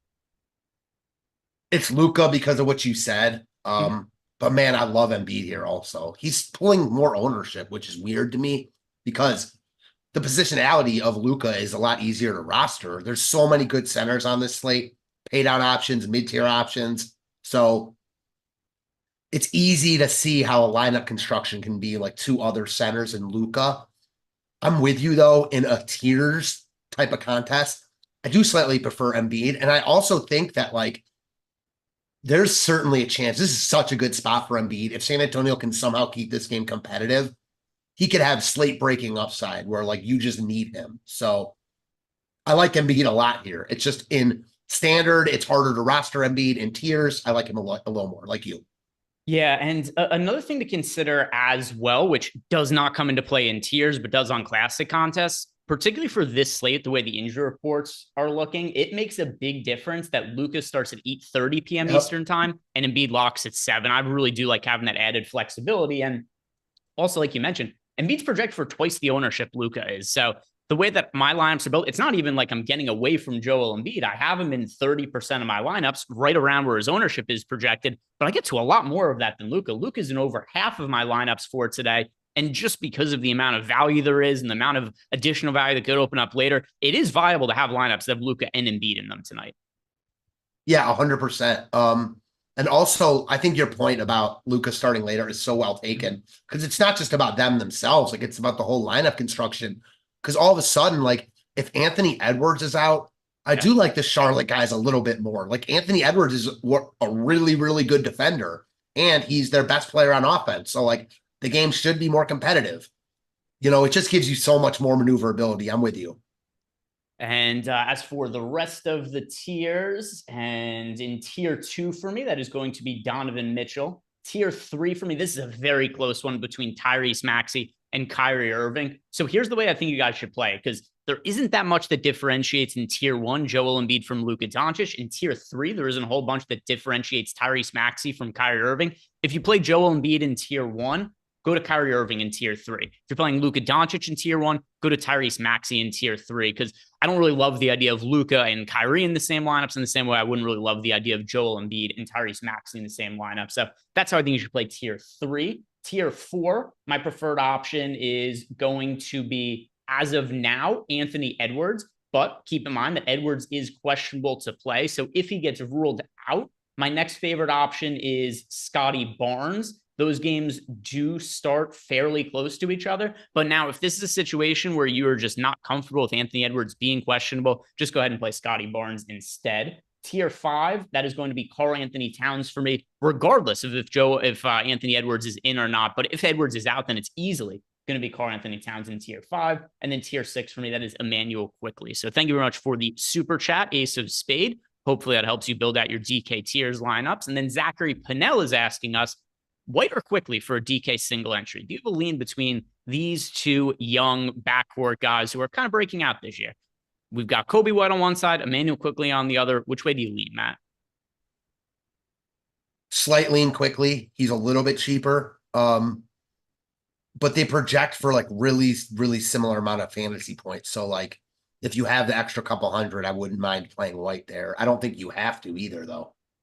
Yeah, let's see. I have more exposure to Emmanuel Quickley, but the reason I have more exposure to him is primarily because of what you just mentioned, right? He's $400 less expensive. So they project very comparably, a slight lean towards Kobe White. But when I'm running lineups, through the Sims and all of that, I'm going to end up with more of Emmanuel Quickley because of the price point. But this seems like a situation, Zach, where you have the flexibility to play either. So if you got the salary, just go to Kobe White as the little bit more expensive guy. Phil Senzig, going back to the bit, Matt, he wants to know who's not getting in the club. Velvet Rope play of the night. Who is somebody that's projected for a lot of ownership that maybe we don't like quite as much as the field? We're giving the heave ho. We're keeping out of lineups.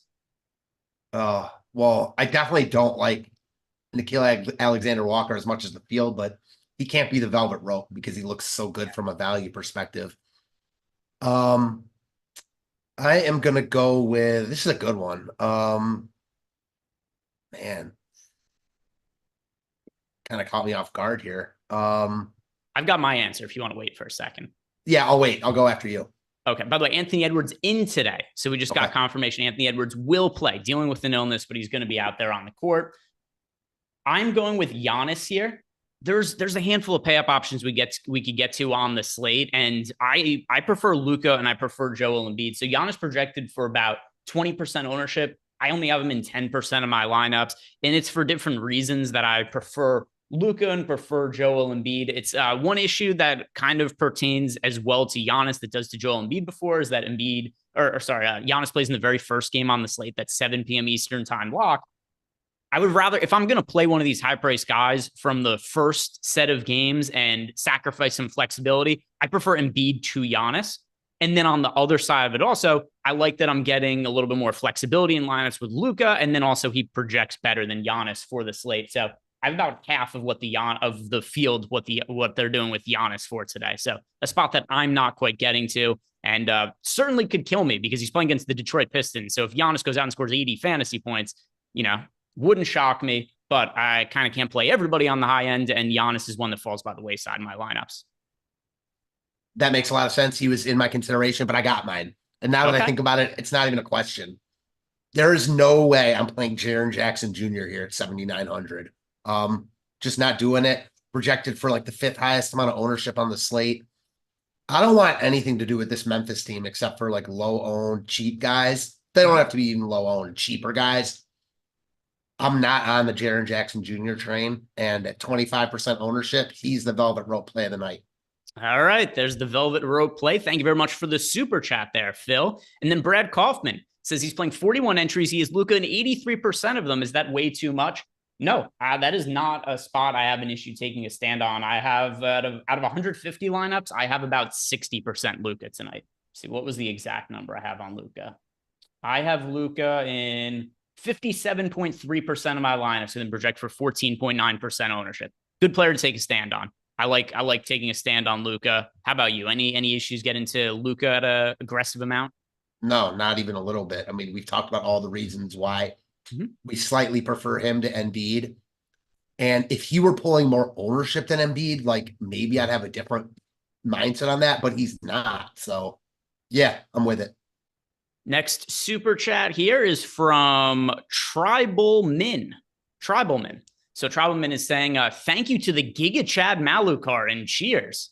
Look at that. Malukar getting called the Giga Chad in the chat, which I believe is meant as a compliment in this kind of scenario. So thank you very much for being the biggest alpha out there, Malukar, according to Tribal Min. Then True Rages wants to know DK cash game locks. And then he also says that he has 5,500 left in utility spot. But if Tillman is out, who is a good pivot? All right, so let's walk through this in a couple of different ways, Matt. First of all, players that we think should absolutely be rostered in cash games tonight.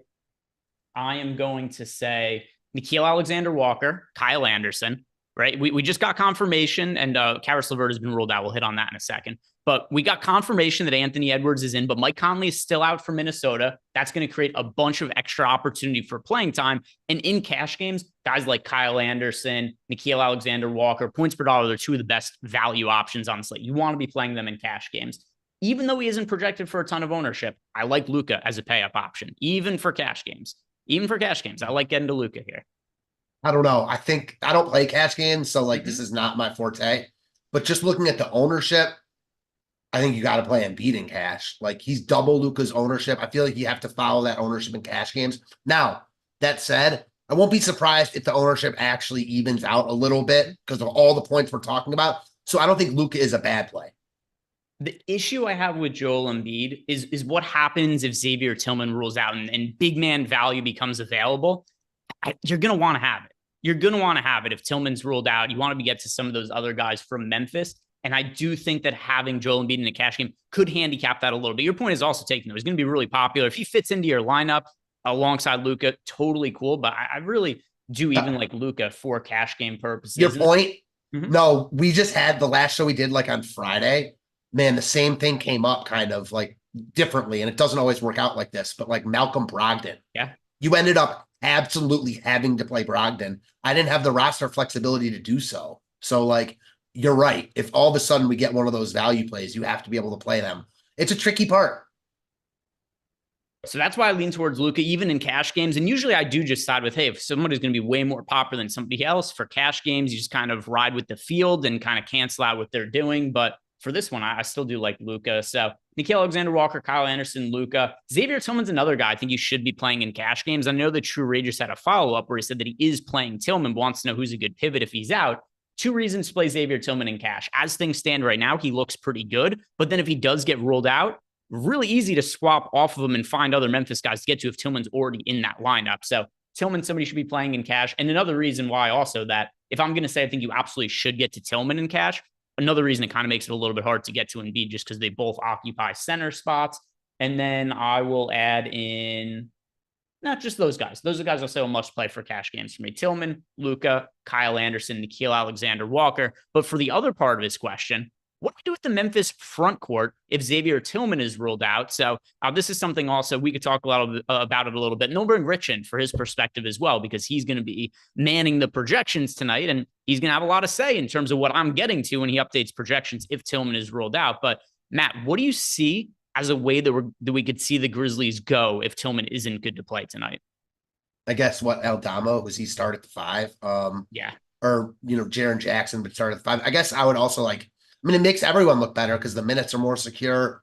Jackson and Aldama look better. Aldama would look really good in that case at 5K. I guess you could just pivot from Tillman to Aldama then. Yeah. So it's really not difficult. Have a couple extra 100 that you can maneuver with if you want, but certainly not needed. We just talked about Quickly and Kobe White. You could play, you know what I mean? It really makes no difference, that couple $100. So yeah, seems pretty easy in my eyes. Now, Memphis is still murky. They've got David Roddy, other guys that can eat up some minutes. So I'm not overly excited about it, but they do look like some of the best value plays on the slate.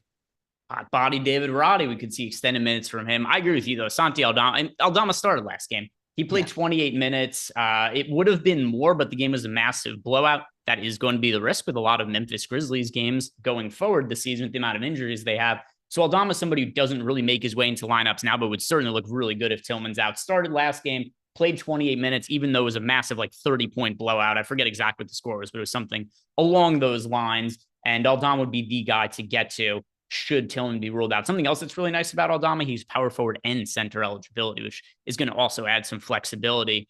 So Rich, I want to go to you on this now. If Tillman does not play, outside of Santi Aldama, or maybe you have an opinion on somebody and you wouldn't even like Aldama, who is it that you see benefiting the most from the Grizzlies in a scenario where we find out an hour from now that Tillman isn't playing?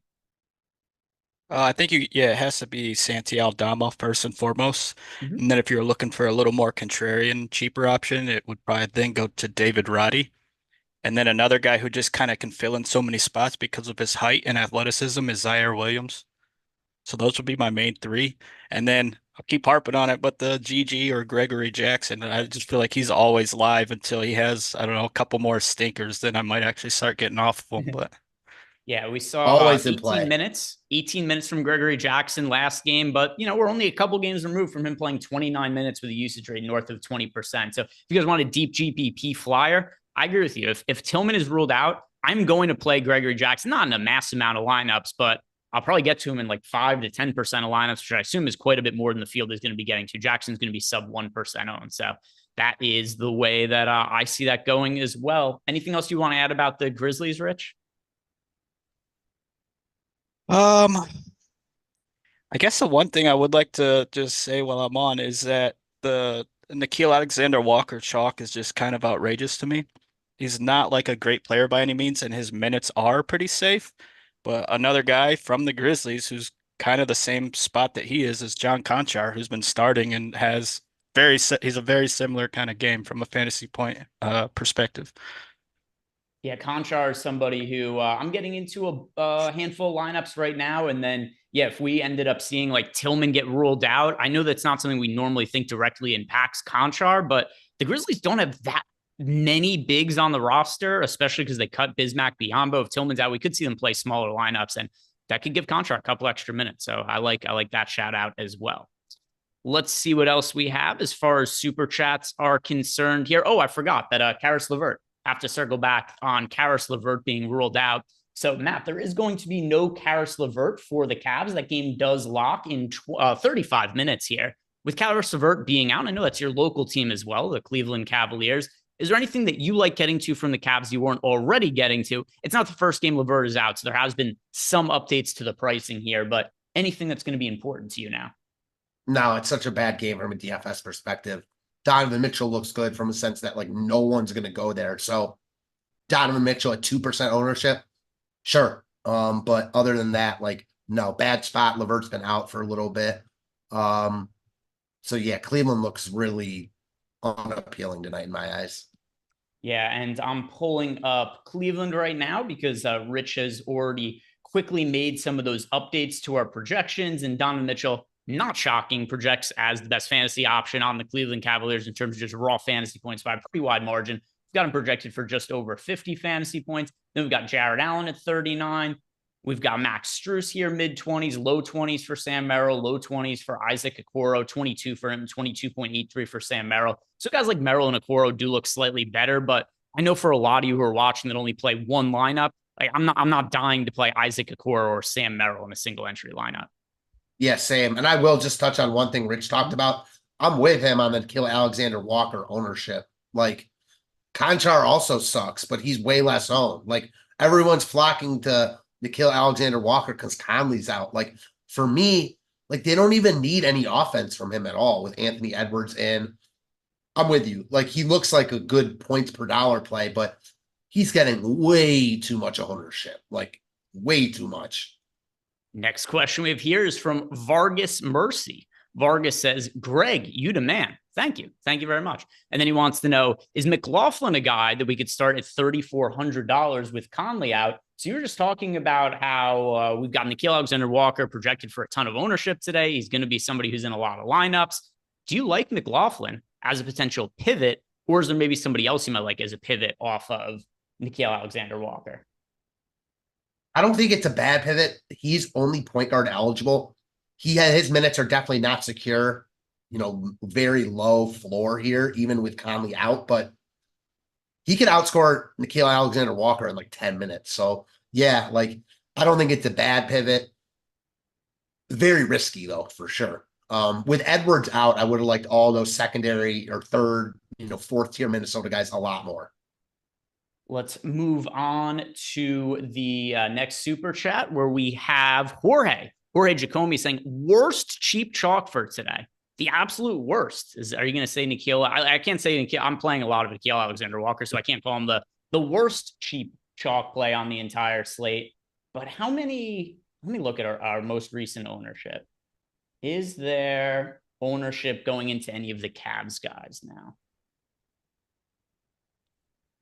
Not sure on that yet. How about for you? How are you going to answer? I have to think about this. Worst cheap chalk option. I mean, it's definitely Nickeil Alexander-Walker for me. Like, not even. He's coming in with like negative 27% leverage. The secondary would be Kyle Anderson, another guy getting ownership strictly because of his price tag. Like, I get it, but he's way too high owned at 40%. You just need these guys if you want to roster the studs. That's why I think. I know there are a few studs to pay for tonight, but the more I look at this slate, the more I kind of like the mid-tier builds. You don't even have to bother with these scrubs. So for me, as somebody who is playing the Kyle Andersons, Nickeil Alexander-Walkers of the world right now, that's why I like Luka.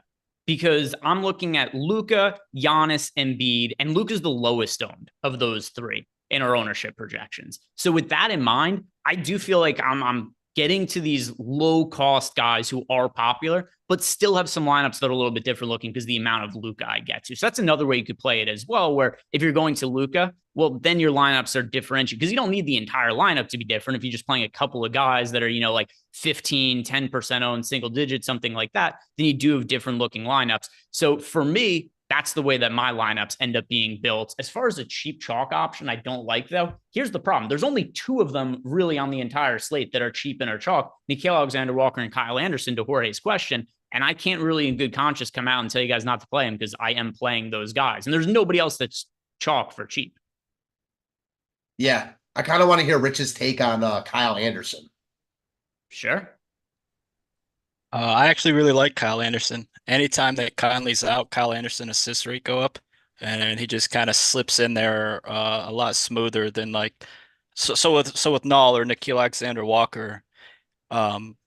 I think Greg or you may have mentioned it already, that he's not going to be a scorer tonight. That's not what they need from him. He's just going to be a defender. He's going to get minutes. So his minutes are solid, but he's still not good at basketball. So like if he goes out there in one rotation, he doesn't do much of anything, then right away he's probably going to be a bad play, right?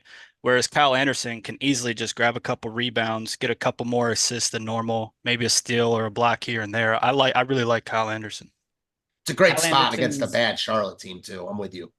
Kyle Anderson's Yep. last start, he played 39 minutes. It was an overtime game, but still healthy amount of minutes for a guy who's fairly cheap. Over at 14 says, other than Nickeil Alexander-Walker, who are a couple guys to roster below 4K for DK single entry. So for sure, one of them is going to be Kyle Anderson. Sub 4K. So Kyle Anderson, John Conchar.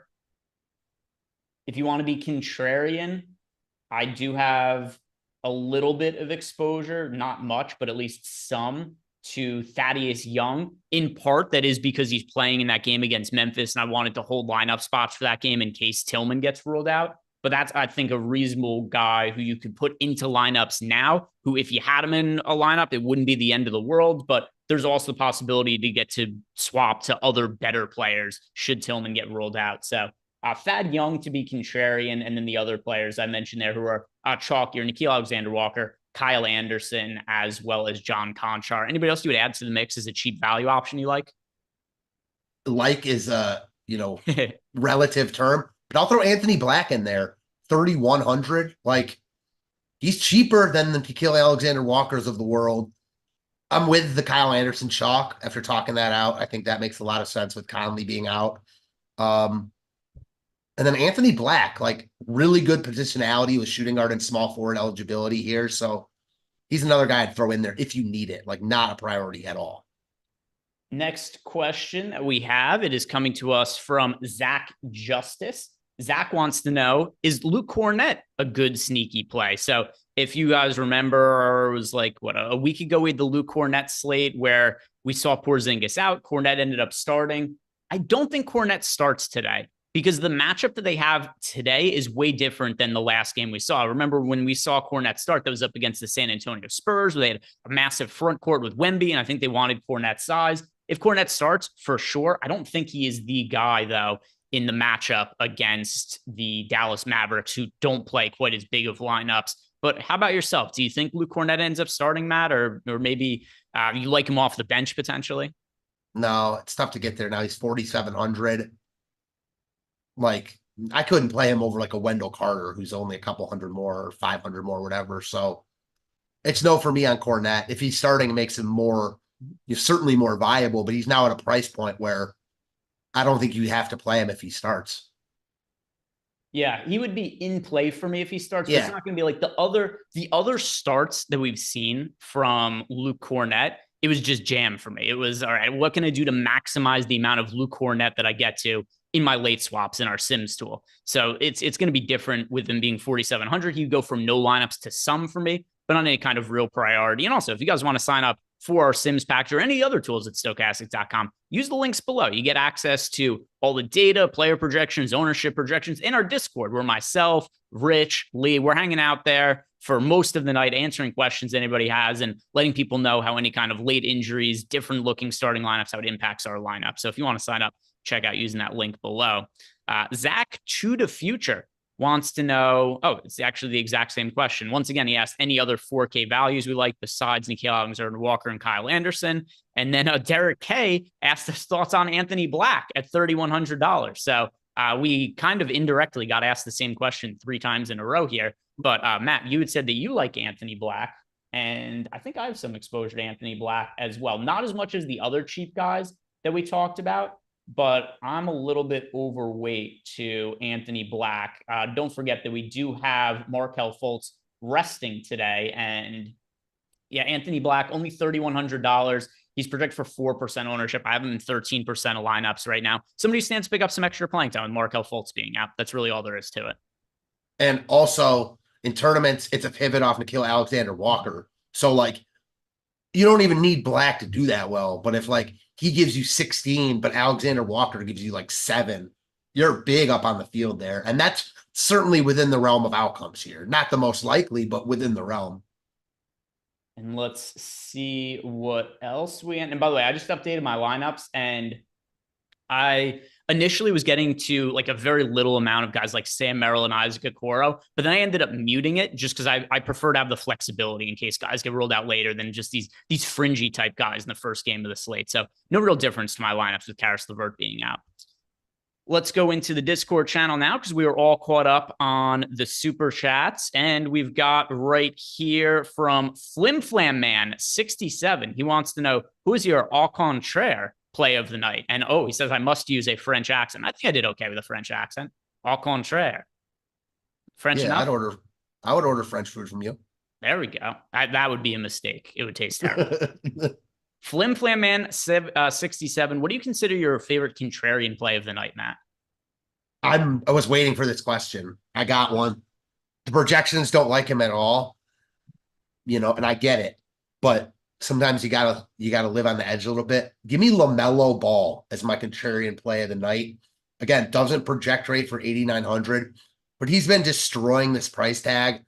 And if this game is close, I think it's viable to say that he had a big hand in doing so.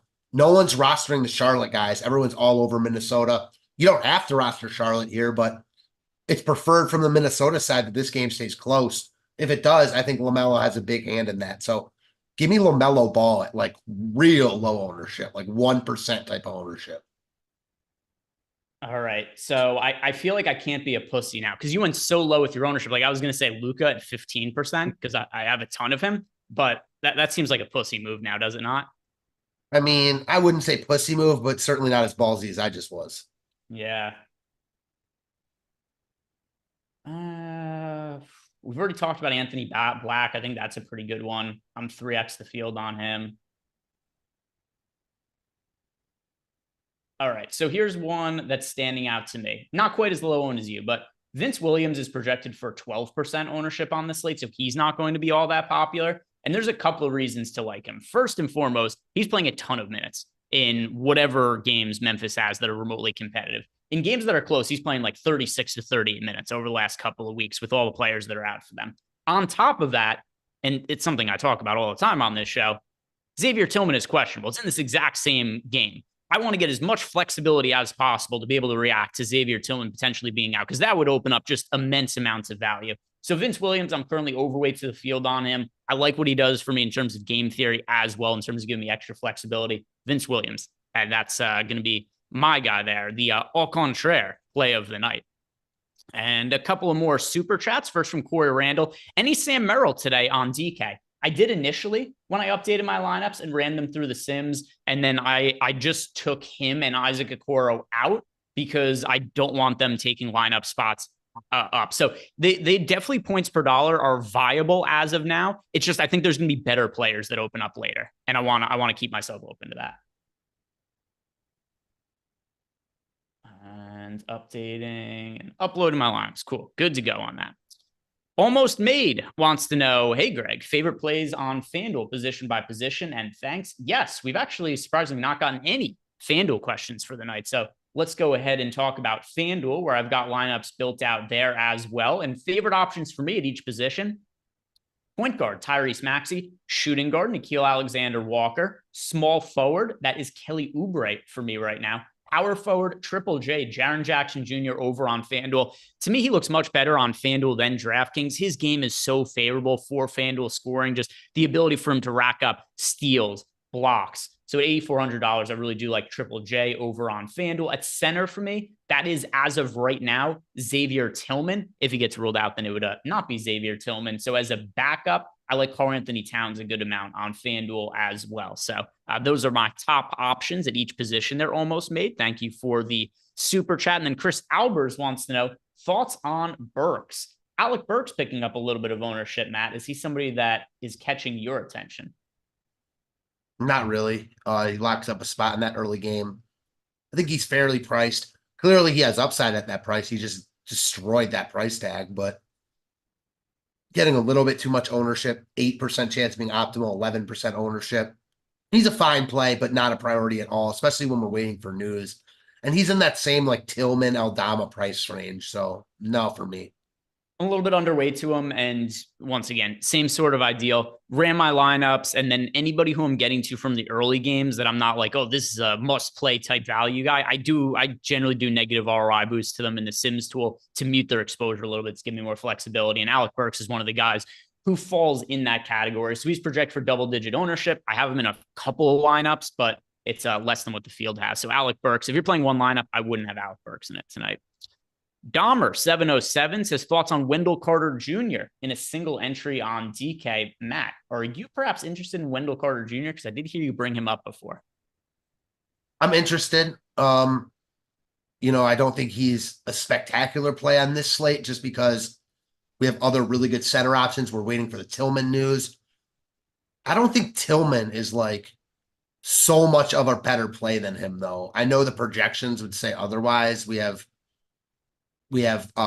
Tillman projected for like 3 more fantasy points here, and I get that, but Carter will be way less owned. I just don't really like how he takes up a roster spot this early and at a premier position. So I like him, don't love him.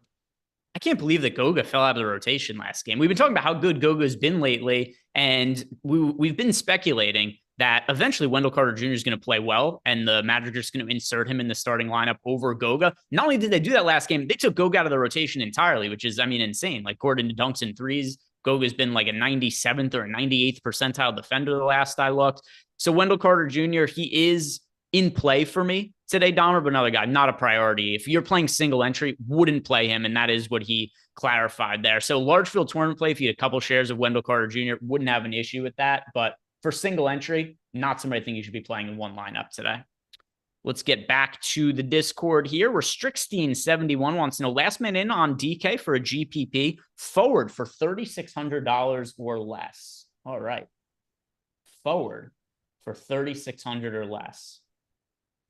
That is, well, so Nickeil Alexander-Walker's $3,600 or less with forward eligibility. So I'm going to say him but you probably already have him in your lineup. So let's say if you don't have Nickeil Alexander-Walker, him. As for other guys, 3,600 or less, gets pretty shitty. Anthony Black is the other one that I have some exposure to, but you're leaving $500 in salary on the table. The only other guy I'm really playing at that price point, but anybody that you're seeing 3,600 or less who isn't Nickeil Alexander-Walker that you like? No. It's Anthony Black. Like, I don't even like Alexander Walker that much, but he's so cheap that he's the guy. And then it is Anthony Black, and maybe you upgrade somewhere else.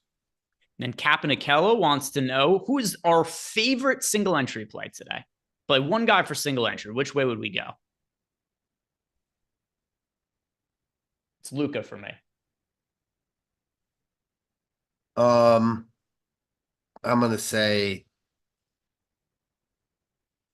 I went really ballsy with the other one. I'm going to say Kyle Anderson with this one. Okay. Yeah. Luka for me. Fairly low ownership. I assume that's going to be even a little bit lower in single entry based on what our ownership projections are. Wouldn't be surprised if Joel Embiid is just uber chalk in single entry and then Luka goes a little bit underrepresented. I like that pivot. Pay up for Luka instead of paying up for Embiid in single entry. And then James Magruder wants to know our favorite players at each position and then a $4,200 or less player for utility. So, Matt, let's go back and forth here, position by position for DK for James's question. For me, at point guard, that is going to be Luka tonight. Your favorite overall point guard on the slate? My favorite overall point guard is Luka. Okay. Shooting guard for me, I'm going to go with Nickeil Alexander-Walker here. Yourself? I'm going to go Anthony Black. Okay. Small forward. Going to be a chalk donkey again, Kyle Anderson. Same. Power forward. Here's somebody I think is going underrepresented in large field tournaments.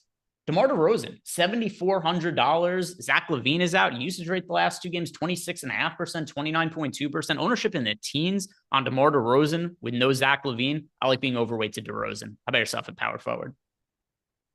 I really, really like the DeRozan call. Since I went chalky with my other ones, I'm gonna go Wemby at power forward as my favorite overall play. The top guy in our leverage tool, like the highest graded leverage play on the slate. That's intriguing. Actually, right behind Luka now. So Luka also coming in with a ton of leverage. Center for me, that is going to be Xavier Tillman. And it's funny because it's at least in part Xavier Tillman because he's questionable in the injury report. Yeah. Same for you? Oh, and there we go. Tillman available to play. So we're not even going to have to make any kind of changes there. Tillman is in. Good to go for tonight. Mine's Gobert. I love him at center tonight. All right. Tillman in. We got LeVert ruled out earlier. The only real key piece of injury news that we're waiting on, Matt, is Grayson Allen and Eric Gordon both being questionable. So going to touch on that in a second after we finish up James's super chat, because he did ask us also our favorite 4,200 or less player for utility. So let's see. It can't be anybody we've already talked about, because we just gave them all our favorite guys at other positions. So outside of the players we mentioned, who do you like the most at 4,200 or less for utility, Matt? 4,200 or less for utility. I am going to go with, it's no longer GG Jackson. That's a tough range. I guess Conchar, but like there's no good value in that range. The value starts at like the Kyle Anderson range. Yeah, I'm going to say Conchar.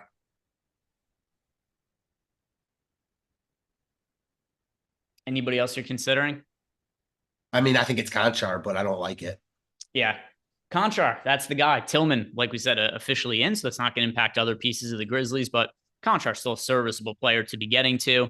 And then Steve Simon left us a super chat here, and he wants to know for single entry, Emmanuel Quickley or RJ Barrett. A couple of 1v1 type questions with Emmanuel Quickley in them, but battle of a couple of former Knicks. Matt, do you prefer Emmanuel Quickley or RJ Barrett tonight? Quickley, but it's really, really close. Yeah, it is Quickley for me. I'm going to confidently say Emmanuel Quickley. I've always been more of a Quickley guy than RJ Barrett. And then also, I know that Quickley hasn't always had the best games. He's been a little bit inconsistent during his time with Toronto, but there are a lot more elements to his game and paths to score fantasy points than there typically are with RJ Barrett. Quickley's assist rate, he's had some really big assist games, especially lately. Not consistently, but we've seen, so actually listen to this because it's fairly crazy variance, but the last handful of games for Quickley, 11 assists, 3 assists, 9 assists, 3 assists, 0 assists, 6 assists. If he could consistently figure out how to distribute the basketball, in addition to the fact that he had some rebounds, some defensive stats, the scoring is already there, there's a lot of upside for Emmanuel Quickley and a guy who I view as having higher ceiling than RJ Barrett. So Emmanuel Quickley for me there. Now I want to hit on this other injury situation that we haven't really hit on, because on the surface, neither Eric Gordon nor Grayson Allen are massively impactful DFS players for the slate as is. But if neither of them play tonight, Matt, is there a value option that you might like from the Phoenix Suns? Because that is a good amount of wing minutes to fill. I don't know.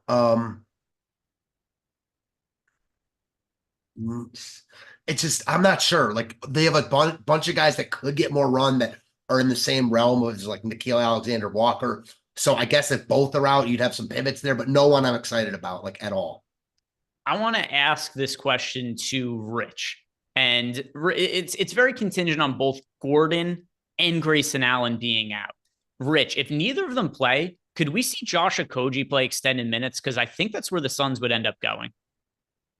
Say that again. I'm sorry. If Gordon and who doesn't play? So Grayson Allen and Eric Gordon both questionable. If both of them sit, do we see the Suns give extended run to Josh Okogie like they did last year at times when they were shorthanded? Yeah, I think absolutely. Absolutely you would. He matches up well against Chicago's lineup as well. It would have to be, Okogie first in line to get those minutes, and then probably KBD after that to get the bench minutes. Yeah, Josh Okogie, Keita Bates-Diop.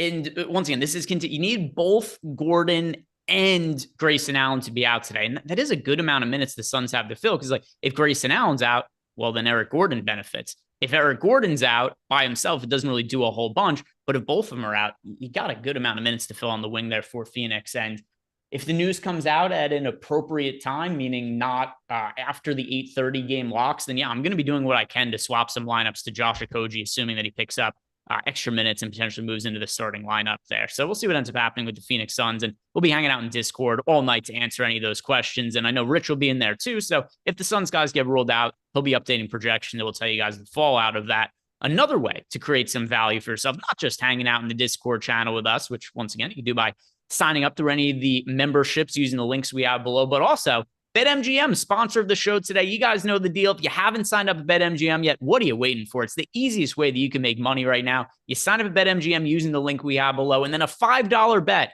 is going to get you $158 in bonus bets from BetMGM. It is the absolute easiest money that you guys can make. If you or anybody know has a gambling problem, call or text the number 1-800-GAMBLER. Look, my thumbs could not be higher up in that picture. Ben Ross is excited about it as well. Take advantage of it. Phil Senzig has left us a super chat. He wants to know Naz Reid or Santi Aldama. That's going to be Naz Reid for me now that Tillman's been ruled in. Definitely Naz Reid, someone I like quite a bit on this slate. And now let's go ahead and answer some more of these questions in Discord. M. Grizzly wants to know, who are we most overweight to and underweight to for tournaments today? Overweight to for me is Luka. I'm way overweight to Luka. Let's see, who am I underweight to? Most underweight to.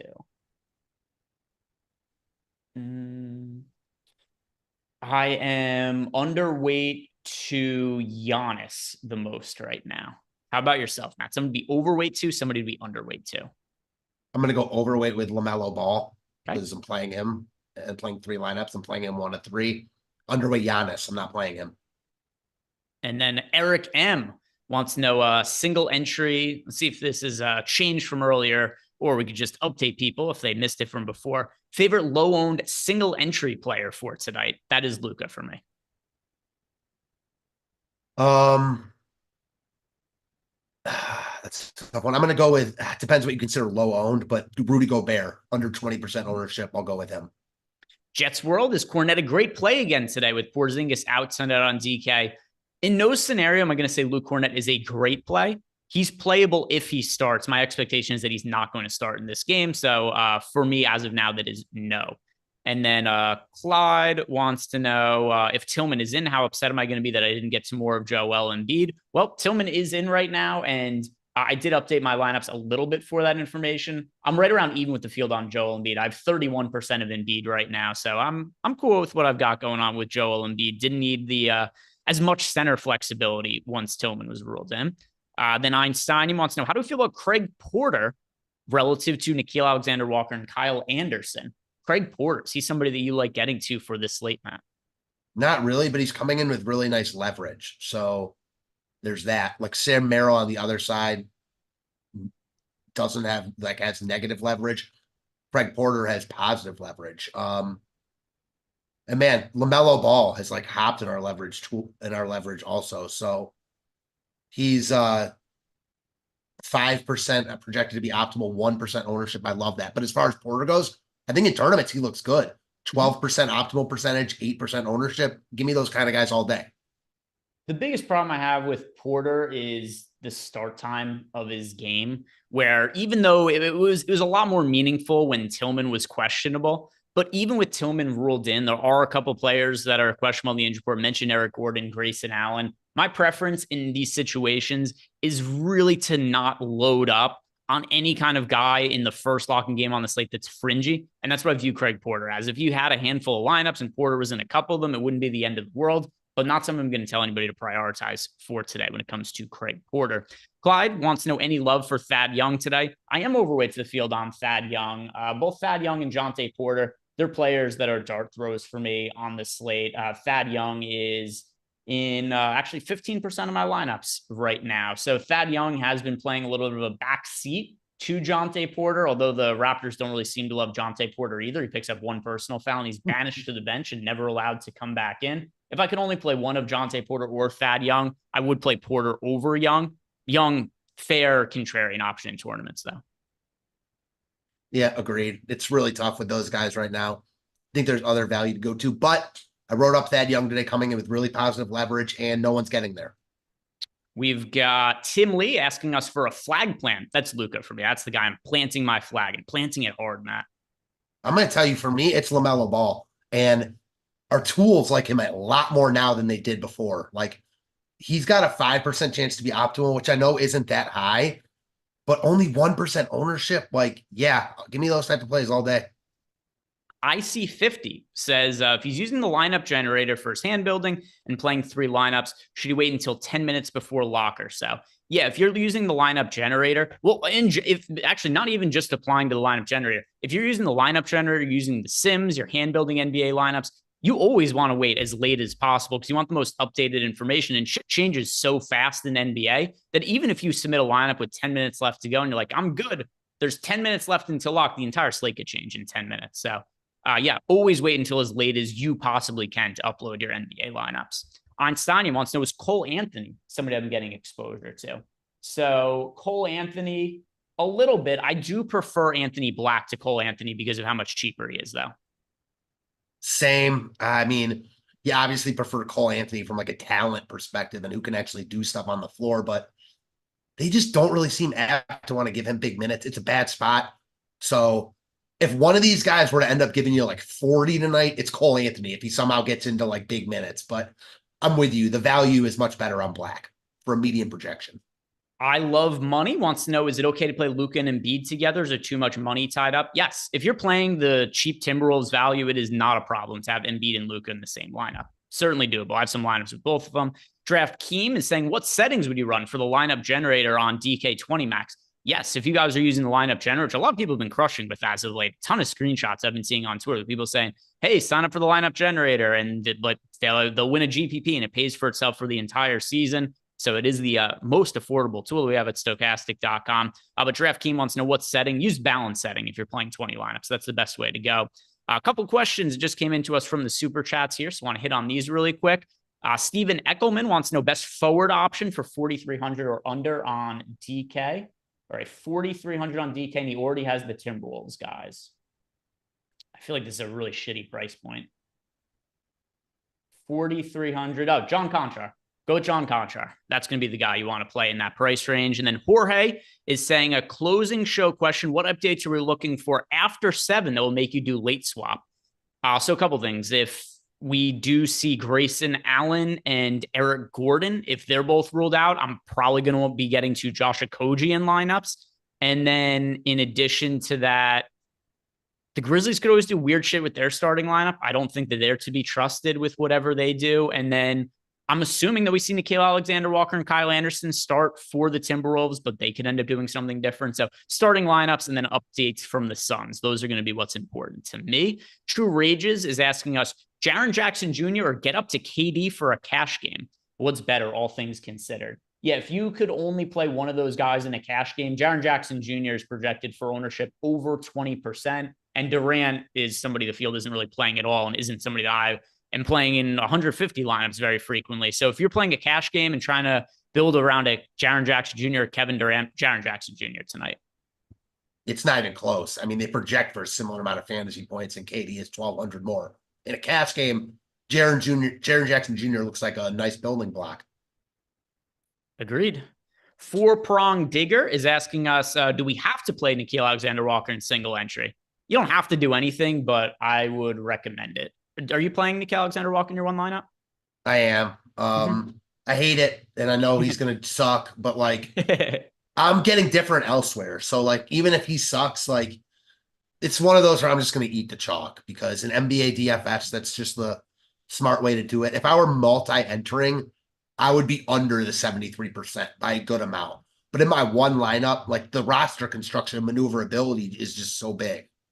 We've got Cream asking us, is it okay to play Luka and Embiid in the same lineup? Yes, even if it's single entry. Nicola 9292, how are we feeling about Gobert and PJ Washington? I much prefer Rudy Gobert. I'm overweight to Gobert. I do think he's one of the pieces for Minnesota that's going a little bit overlooked, I should say, for the slate. So Rudy Gobert, do like him. And I know that Matt had said that he liked him before as well. Iron Maiden 2 wants to know our thoughts on Jaden Ivey and Kobe White at 6,700 at shooting guard. I prefer Ivey to Kobe White today. Next question, just answering as many of these as we can before we get to lock here, because a bunch of them are coming in.